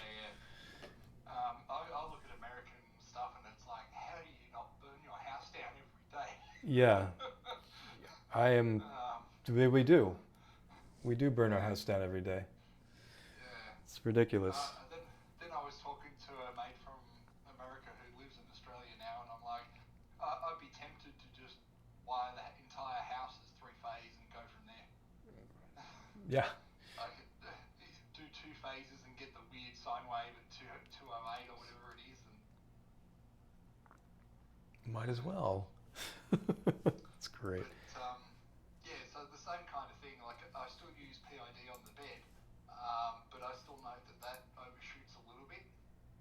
And I think just using the same algorithm on the bed would probably be quite good. But I haven't been able to convince him to do that yet. I'm afraid to But look at there's this. also an extra whole heap of electronics behind that to make it happen. Like, and that was Yeah. part of my excuse for upgrading it all. Like there's a external MOSFET, so I'm not dragging 70 watts from the high end through the board. So that's just like an external 30 amp MOSFET. And then of course the bed is AC powered, so that goes off to, I think it's an 8 amp solid state relay for AC. Okay. I think they call it, what is it, an SCR technically, something like that. I don't know. Okay. But so none of the power for the hot end or the bed actually goes through the board itself. So I like that. The hot end literally has two wires going straight, or one to negative and the positive straight through to the 240 volt power supply. So 24 volts straight through and just on and off with the external MOSFET. That's the way to do it. I like that setup. Yeah, that's kind of the way to do it, I think. That's similar to the setup on the old E3D tool changer, SSR for the bed, and it's AC. Although, and that's fine. It's only a 235 by 235 mil bed, but No. Nope. It's there for a reason. Yeah, it's a bit of a noisy machine too, even though it's got trinamic steppers on it. It's got them really running at high power. Yeah. I'm gonna have to tweak that. Something else that I haven't looked at. I ended up printing, like I made an enclosure, the classic lac. Because this was I say it was an Ender 3 Pro because, I think all the steppers are now 0.9 degree, apart from Z, I think. I think Z's still 1.8. Actually, it might not be, just looking at it. Maybe I did put 0.9s throughout. Dual Z, it's got the Triangle Labs Matrix, which is like the Hemira ripoff. Mm-hmm. I assume you've got a 32-bit board on there. Yeah, that's the one running the SKR. I think it's the 1.2. It might be the 2. I can't quite remember. Okay. And it works quite well. I've got the stock Pro screen and the TF2 or the TFT running off it. Because it's funny, some menus it's easier to go through the. I keep wanting to call it a serial screen, but it's not a serial screen. The stock Ender 3 some functions are quicker to go through that. Mm. Other functions are quicker to go through the TFT. I So see. it's like, why choose? Have both. And it works pretty well. The only issue that I've got that I don't quite have the mechanical know-how is that if I try to move the dual Z too quickly, it'll bind up as it moves. So I've just got to run that a little bit slower on just like normal moves, and it's fine. Is that just because of the amount of torque it requires? It could be, I don't know. Or is there real binding happening? It could be that I just don't have something quite in alignment. Yeah, I've noticed the Z couplers can be real fidgety sometimes. Yeah, I am using just the default ones. I did have the ones that have like the springy bit in the middle. Yeah. Maybe I should go back to them and try it. Because I mean, all this stuff's cheap. Yeah, I've been fond of the ones that are just decoupled, that just have the little rubber bits, and if they ever get separated, they just come apart. Okay, I haven't seen those. I've been doing the classic leave the nozzle shaped dent in the build plate. Yeah, that was good because when I first got my CR10, the Z end stop was all screwy, so it was actually just going down and hitting the bed, and then the screws would keep turning, and then they would separate, and I was like, this is ridiculous. So I tried all kinds of things, and eventually realized that I just needed to move the bed down or the end stop up, and kind of get it adjusted in just the right way. And yeah, that was just very the tolerances were a little too tight on that one. I think they may have made them better now. My limitation is with the actual mechanics of, like, how do I know that I'm in the right phase for the steppers to get the Z to move just right? You only have to be sort of 45 degrees out in one of the steppers, and maybe that's why I can't move the Z axis too fast. It doesn't take much to cause it to start binding. And like mechanically, I don't know how to fix that. It's other than just going, this is all too hard, and going back to a single Z stepper, which would probably be just fine. But it's all about the experimentation and break stuff. Yeah. More than anything else. Like, let's see what I can do here. Nice. And that's kind of what I like, which is why that printer became pretty much like the experimentation printer. And it still works okay. I started a new chapter by going to a 0.6mm nozzle, and that's interesting. That's the recommendation these days. Yeah. Just save yourself some time. Interesting. I've noticed that some of the prints are better, some of them are a little bit worse. But just trying to, because I think everyone designs stuff, and I think everyone still designs it around a 0.4 nozzle. So line thicknesses and stuff like that will be like 2 passes with a 0.4mm nozzle. I see. Yeah. So Makes then, sense. you're trying to do like a total of 0.8mm thick with a 0.6mm nozzle. Yeah, that's one line if your squish is good. Yeah. Squish.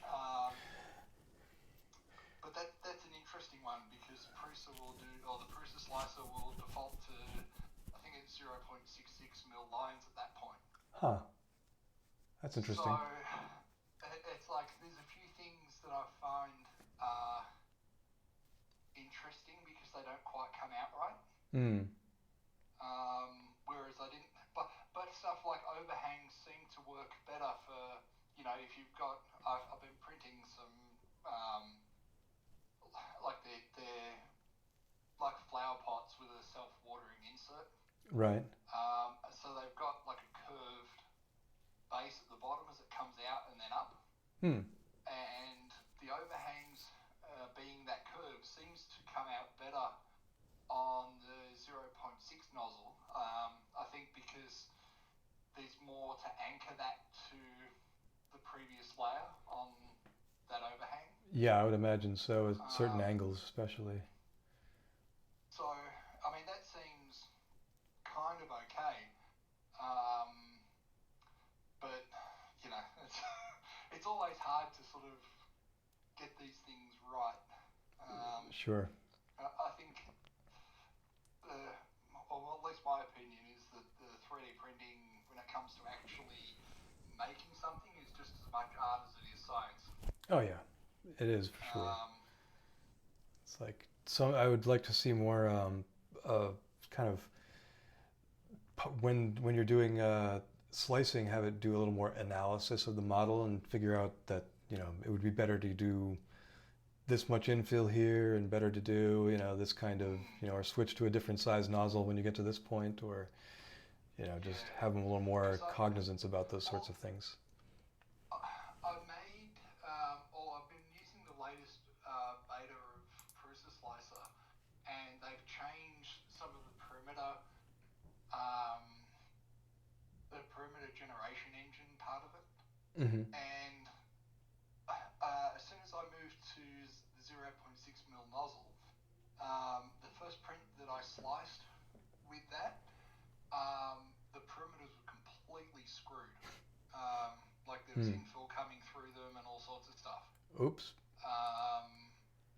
And just like, instead of making, because the inside of these things is just a round arc,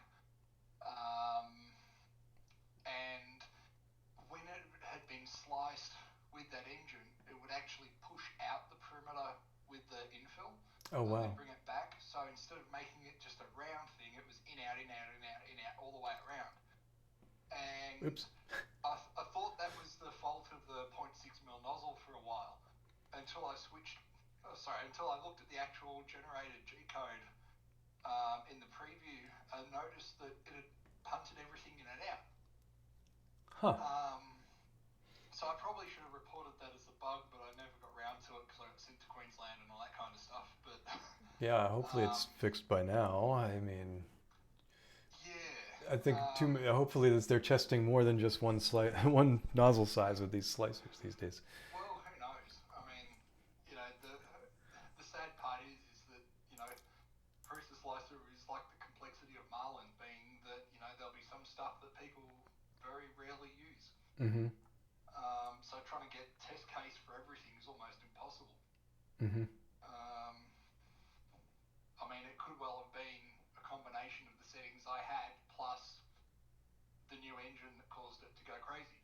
Mm. Who knows? Yeah. But I ended up switching back to the old engine because at least they let you do that. And again, perimeters came out perfect. So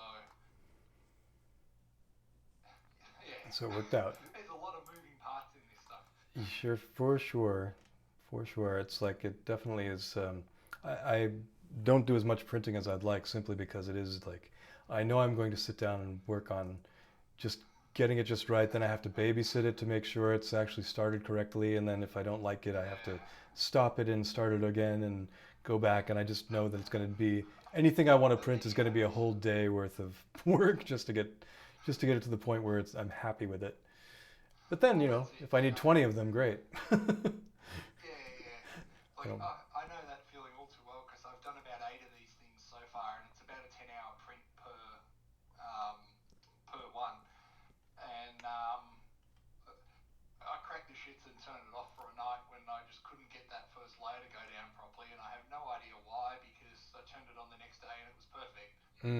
So, like, I have a wonder if somewhere there's still an occasional Z issue either in Marlin or the printer, being that sometimes it just seems that it doesn't quite do the right thing, and it could be something that's shifted mechanically slightly. Can be. I mean, I do like to baby step just about every print just to be on the safe side and just make sure I get that. Yeah. But it can be tricky. It can be very tricky. Yeah, the latest one I had, I was sitting here and watching it, and like the left side of the bed was for want of a better term, squishing how I'd like it. The right side was almost a round, like a round filament, as if it's just laid it on top of the bed with zero squish whatsoever.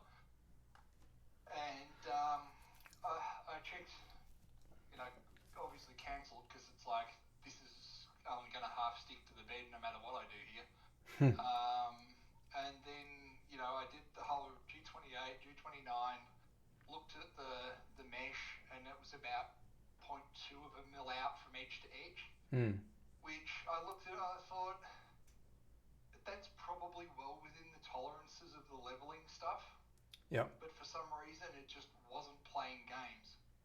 Like whether it just wasn't applying the mesh properly, or something was moving further than that, or anyway, I did the whole re-level again, and got it to plus or minus mostly under 0.1, and it went down perfectly again. And that's like, I would have the expectation that something like 0.2 of a difference between the left-hand side and the right-hand side, that bed leveling should compensate for that. Well, it's pretty amazing though that like I was working with this CR10 back here recently, and I found that I wasn't getting very good first layers, but then it turned out that there was just a slight little extra bit of tension in one of the cables when it was on one end versus the other, and I just getting rid of that tension and keeping it consistent fixed it.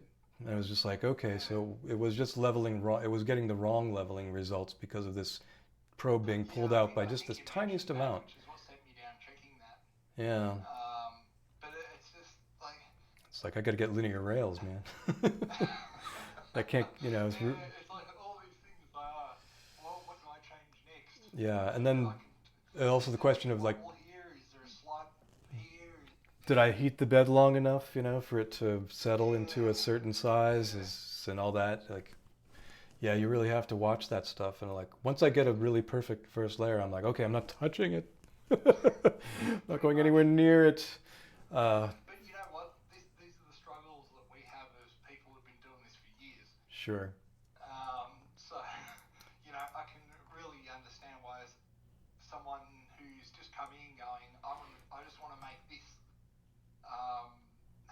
can have such a hard time doing it. Truly. And I don't think we're at the point yet where we've sort of advanced the mechanics of it enough that it's like a plug and play, take it home and it'll work. Yeah, I feel like maybe I need to embed a lot of videos inside of this configurator. Oh, you're not sure what this is about? Well, here's Chris Riley to explain it to you. Because Lord knows it's hard to sort all these things, and I'm looking at it right now and I'm just like, oh, it's so overwhelming. I want to hide 99% of this stuff, but the best I can do is hide it under there. Put it under a heading, and if you don't want it, don't show it. Yep. Like you'll see this one thing under advanced pause, but everything else is hidden until you actually need it. Oh my God, too many options. Hide them. I do prefer to hide them rather than dim them, just because I don't even want to look at them. And that's what I started doing on my interface, just because it was starting to look like information overload to newer people. Yeah. And it's like that. Again, I think we've looped back in the conversation, but it's hard to keep it simple enough, but keep it useful enough. Yeah, it's that medium. You want the simplified interface, and then you want the advanced interface, and you want to be able to go to the one when you need it, and then hide it when you don't. And then, so I'm thinking maybe an advanced interface per option, so you don't have to jump to the entire advanced interface to do things. Something like that. But then again, also lots of help. Like just make sure things are well explained, and people know they don't need to look at that if they don't. But yeah, it's tricky. It's just. Do you get many contributions to this, or are you basically slogging through on your own? With this, I've been slogging through this particular thing with all the auto build on my own, and all the components that go with that. Just because it's it's kind of a different level of development. We're doing this is a web app, and people who come to Marlin expect to be working on C++ firmware, I suppose, and Yeah. so. But I would like to, definitely once this is fixed up a bit better, get some designers involved and fix it up a bit better, and I don't know, whatever. Maybe Billy Rubens will do some graphics for us or something. I don't know, but in general, yeah, this kind of thing is just, yeah, it's more of an endeavor of my own just to try and simplify it as much as I can, Yeah. and then I keep think we're on myself in the same practice, I page with guess. that because I mean that's basically what I started doing to try and I Yeah. guess lower that barrier to entry for people. The one thing I'll have here I want to add is like, download a config and then keep a backup of your previous one. Migrate from Yeah. older configs to newer configs, at least forward migration. Maybe some reverse migration, possibly. But for those you need a little translation table that says, you need to go this way and that way. And so from version to version, I would have to basically compare one config to another. It's not that hard, but it's just a lot of Well, I mean, I kind of work around extra that info. by just loading like when I do an update to the Marlin repo, for instance, I do an update to the configurations repo as well. Yep. And then the worst that's going to happen is that an option will no longer work because it's been renamed or the format's changed or Yeah. something along those lines. Yeah, and that can be automated somewhat. We can detect like I've got this thing now where I can run through every example config, do a build and export at the same time, and then I have a config INI for every single configuration, and if I go to a new version, I can run that config INI, and if I wanted it, gotta have it say, oh, I don't recognize this option, therefore it must have been updated or changed. So do some automation there, but I haven't formalized any of that yet. Because like the other difficult part with the configurations part is that there's no way to see what's changed over the history of a config. Yeah, not easily. Just by looking at So sanity check, basically. yeah, As close as you can get. but like I'd love to be able to have some kind of Git history as to what's changed, especially like in a specific printer's config. Yeah. I think one of the classic ones recently was just trying to remember which board. I think it was the SKR Mini Mm-hmm. 3V3. Okay. Where interrupt in stops was disabled by default. Oh, okay. And that caused so many nozzles crashing into beds. Wild. Just because like it's a slower CPU than the previous versions. Huh. So they've changed the CPU, but it's a slower megahertz, and it seemed to be missing the BL touch pulse. Oh, yeah. Okay. So to just We need to put a latch on that thing. slam it into the bed and keep trying to go. We gotta. You know what? I really, really wish there was an option to have latchable pins. That would be so nice. Because that signal would not get lost if we had latchable pins. Yeah. Oh well. So there was a couple of things, like I put in a submission back in the day to turn that to true, to enable the interrupts, because hey, if it can do it, it should be enabled. Yeah. For sure. And I'm not sure of any boards where they can't actually do that, but I'm sure there's some just to be a pain in the ass. Yeah. But the second part is that I also made sure in all the configs that by default I turned on the software mode for the BL Touch, so that pulse is actually longer. Okay. And that's good. That seemed to resolve most of them immediately. Okay. That's good. good. A good thing, but it's like this is the nuts and bolts that you get into, and you wouldn't even notice there was a problem. Yeah, I mean, or I wouldn't necessarily have a singular solution for it either. But if software mode works to improve the signal reliability, that's great. Of course, probably should make if neither that nor end stop interrupts is enabled, when you've got a BL Touch, I should probably throw a warning about that.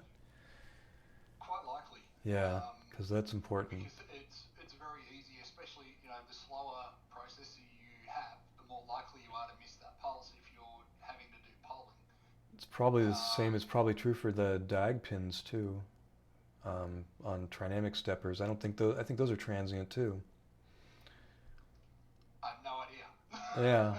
Either way, definitely, yeah, should probably be double checking that for sure. Guys, sometimes you can go in depth and then be completely on the left-hand side of that bell curve all of a sudden. Damn it. I'm never going to get around to programming writing a new Amiga game at this rate.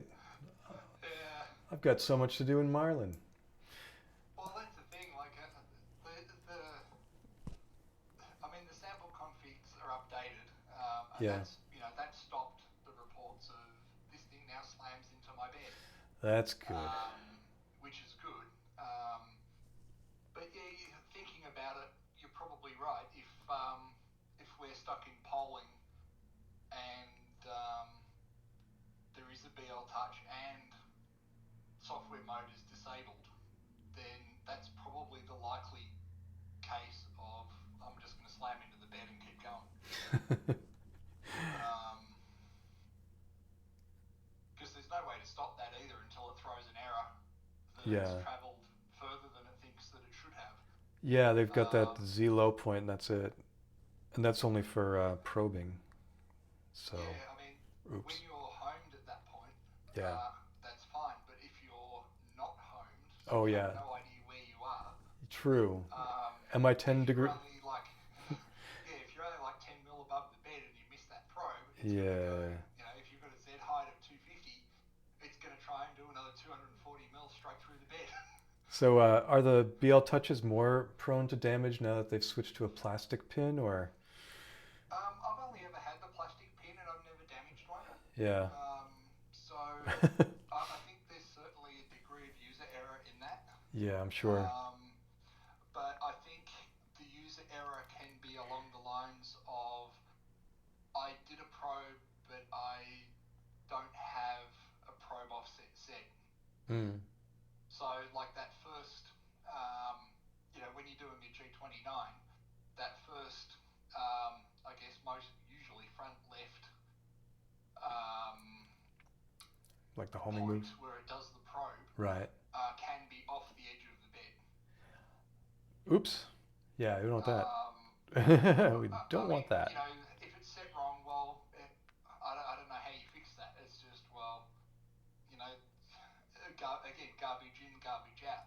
Yeah, And we got that. I could see that if you went down to do a probe and, you're not triggered because your probe is off the end of the bed and you end up jackhammering into the bed, it could be that something triggers the probe at that point, which means it would then try and move across to the right to the next one. Ooh. Right. Hopefully it raise a little bit. It could still have the probe below the bed. Yeah, which would be bad. That's the most likely source of damage, I would think, for a BL touch, is that sideways, hitting the pin sideways. In fact, that was definitely one of the big things we wanted to avoid. So hopefully, that's the thing with using safe homing and homing with all that stuff is, definitely brings a new level of trickiness. And then at the same time, you can't fix that. That's a user error that you can't fix. Yeah. I've had posts in my forum about it a few times where people are saying, hey, when I try to probe, the first probe goes off the end of the bed and the nozzle hits the plate. Yeah. And it's like, okay, well, set up your probe offset and it should work correctly. And again, it's one of those assumed knowledge things that you just can't fix with software. I'm saying, the next version of Marlin has to turn every printer into a bamboo carbon. We just have to, just makes every printer print fast and reliable and smart with AI. No problems and a perfectly level bed all the time. Yeah. Just do it. Just do it. Yeah. So what? No problem. You need up till next week? Yeah. I've got some extra funds. I'll just put out a bounty and we'll have it sorted next week. Yeah. along with input shaping, everything. It'll be no problemo. Yeah, what is this input shaping thing? Was that the harmonics type thing, or is that? Yeah, that's the idea. Of course, is to it's adding anti-pulses to anytime that the machine changes direction, uh, where it might introduce a vibration in the machine. It introduces an anti-vibration at just the right moment so that it cancels out the vibration you just added. Or you do an early pulse that adds an anti-pulse early so that when you do get a natural pulse, it cancels out the one you just created. One way or another, you create anti-pulses. And the way to do that is you just have to know the natural resonant frequency of your machine and then just make sure to add a pulse at half of that frequency, or twice of that frequency, I guess you would say. So if it's vibrating at 50 hertz, you just have to throw a little pulse in at exactly 1/100th of a second after you introduce the impulse, and that'll create an anti-impulse. And yeah. All I'm hearing is left side bell curve. So if you imagine the trapezoid, instead of having a straight trapezoid, you just make a little extra kink in that initial ramp, and then at the end of the other ramp, you make a little extra kink, and that extra kink in just the right spot will actually create an impulse that somehow. But if you think about it, like anything, that the machine isn't going to fly off the table, so the only choice it has is to go like this and just keep vibrating back and forth at its natural frequency until the energy runs out. And so you just have to somehow introduce. Sounding dumb. Does that actually work well, or is that? It really works. It's the same. Okay. It's the same system that they use to make sure when you're moving a load with a crane that has you've got this long cable coming down that's like 100 yards long, and you want to move the thing without having it swing. You have to introduce pulses in just the right way so that your load is moving exactly in parallel with your crane. And in order to do that, you have to use input shaping methods. So it was originally developed for systems like that. And now, of course, when you have systems like printers, it's not, obviously not going to swing the way a crane is, but it's definitely swinging back and forth. And the frequencies aren't that fast, actually. It's not like it's vibrating at 20 kilohertz or something. It's actually just vibrating at something like 25 hertz.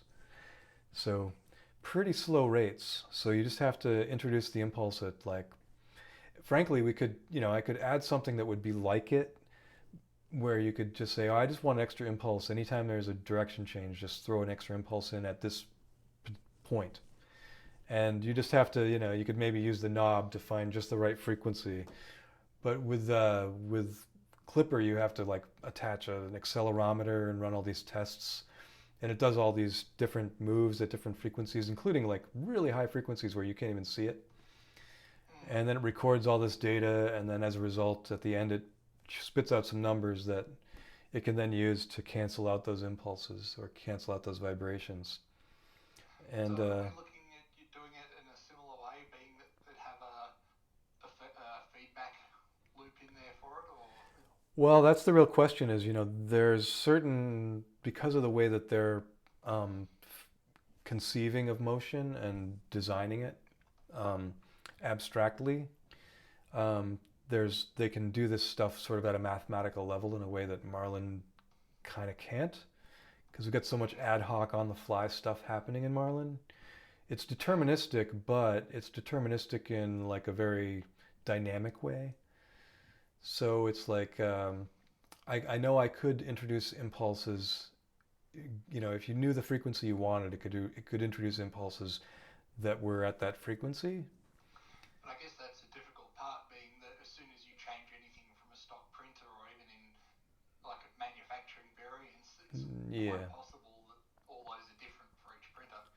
Yeah, and so it's sort of I kind of have to see how much that the methods they're using depend on they're using calculus-like approach to motion, as opposed to Marlin's sort of very, it's more based on limits and stuff like that. Yeah. It just looks at the limit and says, okay, I'll constrain this. Oh, you want S-curve? Okay, well, I'll S-curveify it. But it really doesn't do much in terms of saying, oh, well, here's look at the actual physical system that we are dealing with, and now we'll analyze it, and then we'll put the impulses in where they very much need to be based on these readings. That would be something cool to have. So it's like, but the thing is, you can't easily attach an accelerometer to any old ramps board and just run a test with it. You need special equipment for that. So you could, have a separate outside unit that records it, or even run, use the clipper method, get a Raspberry Pi with that stuff on it. But you do have to have, the clipper does have to control the printer to do the tests. So it'd be nice to maybe have something where you have a predefined G code. The machine runs it, and then you have your measuring device over here, and they don't have to talk to each other. The measuring device knows what the G code is being given to the machine, so it doesn't have to necessarily control it. We're just adding even more and more dependency chains to make it more difficult. Exactly. I'd rather avoid that and just have it. Can you adjust it with a knob? Like, oh, I see that I'm getting vibrations, and so you could, for example, just run a test print and just have it, every 10 layers, change the frequency that it's looking for to this, and then try the next 10 layers, and then, just like any test, when you're looking at your ooze test or your ringing test or any of these other tests where you're more, I think now we have tests where you are adjusting your acceleration, or maybe you're adjusting your S-curve or whatever, or you're adjusting your junction deviation to reduce these vibrations.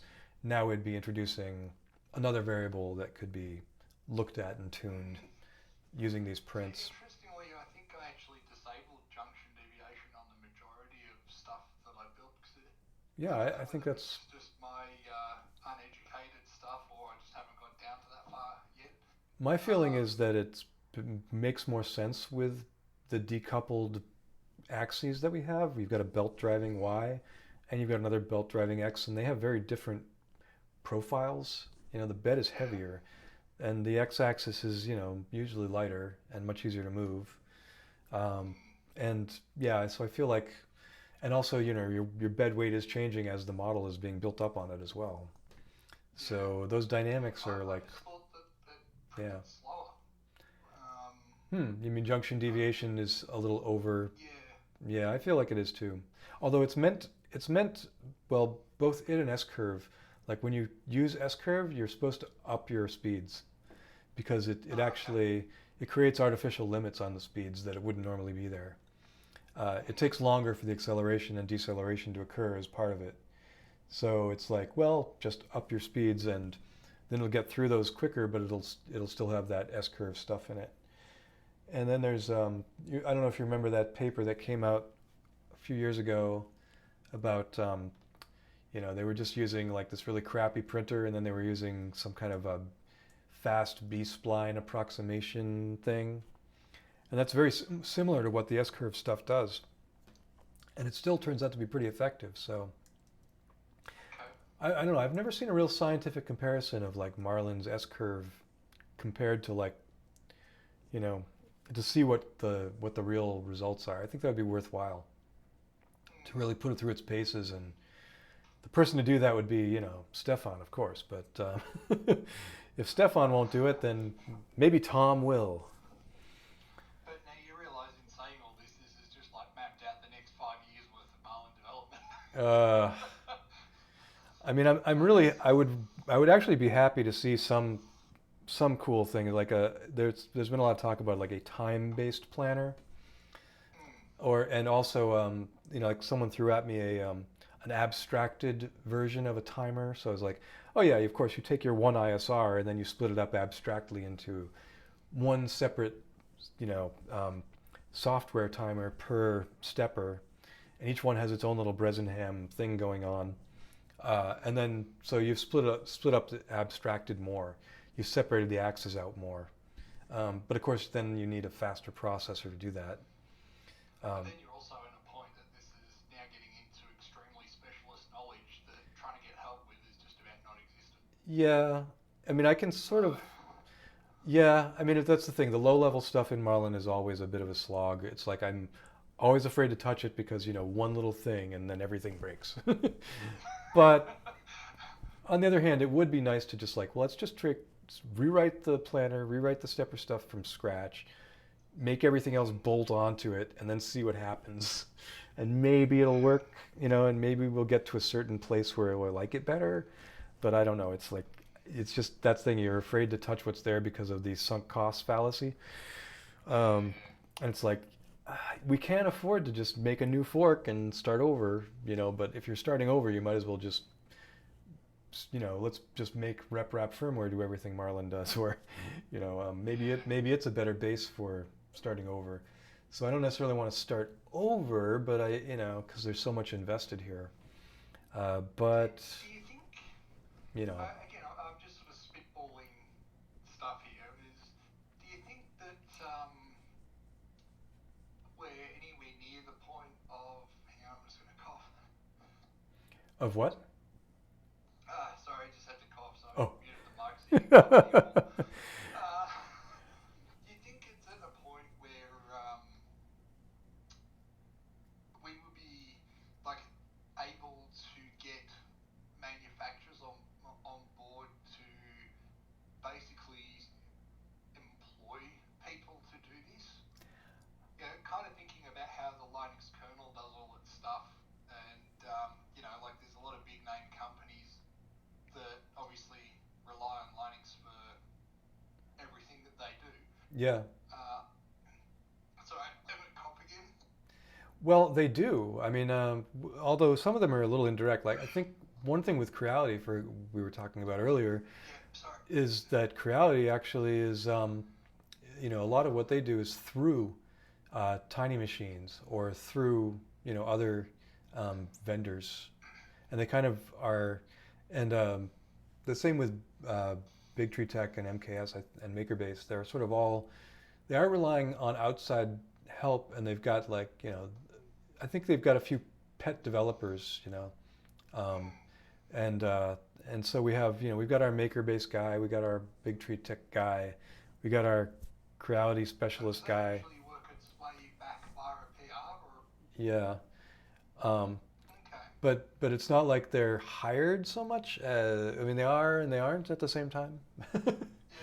The stuff David in Sanity Automation is doing is great, and some of that comes back in, but piecemeal, not always. And then there's but most of what's being done there is to solidify the user experience for the customers of tiny machines, 3D, as much as anything.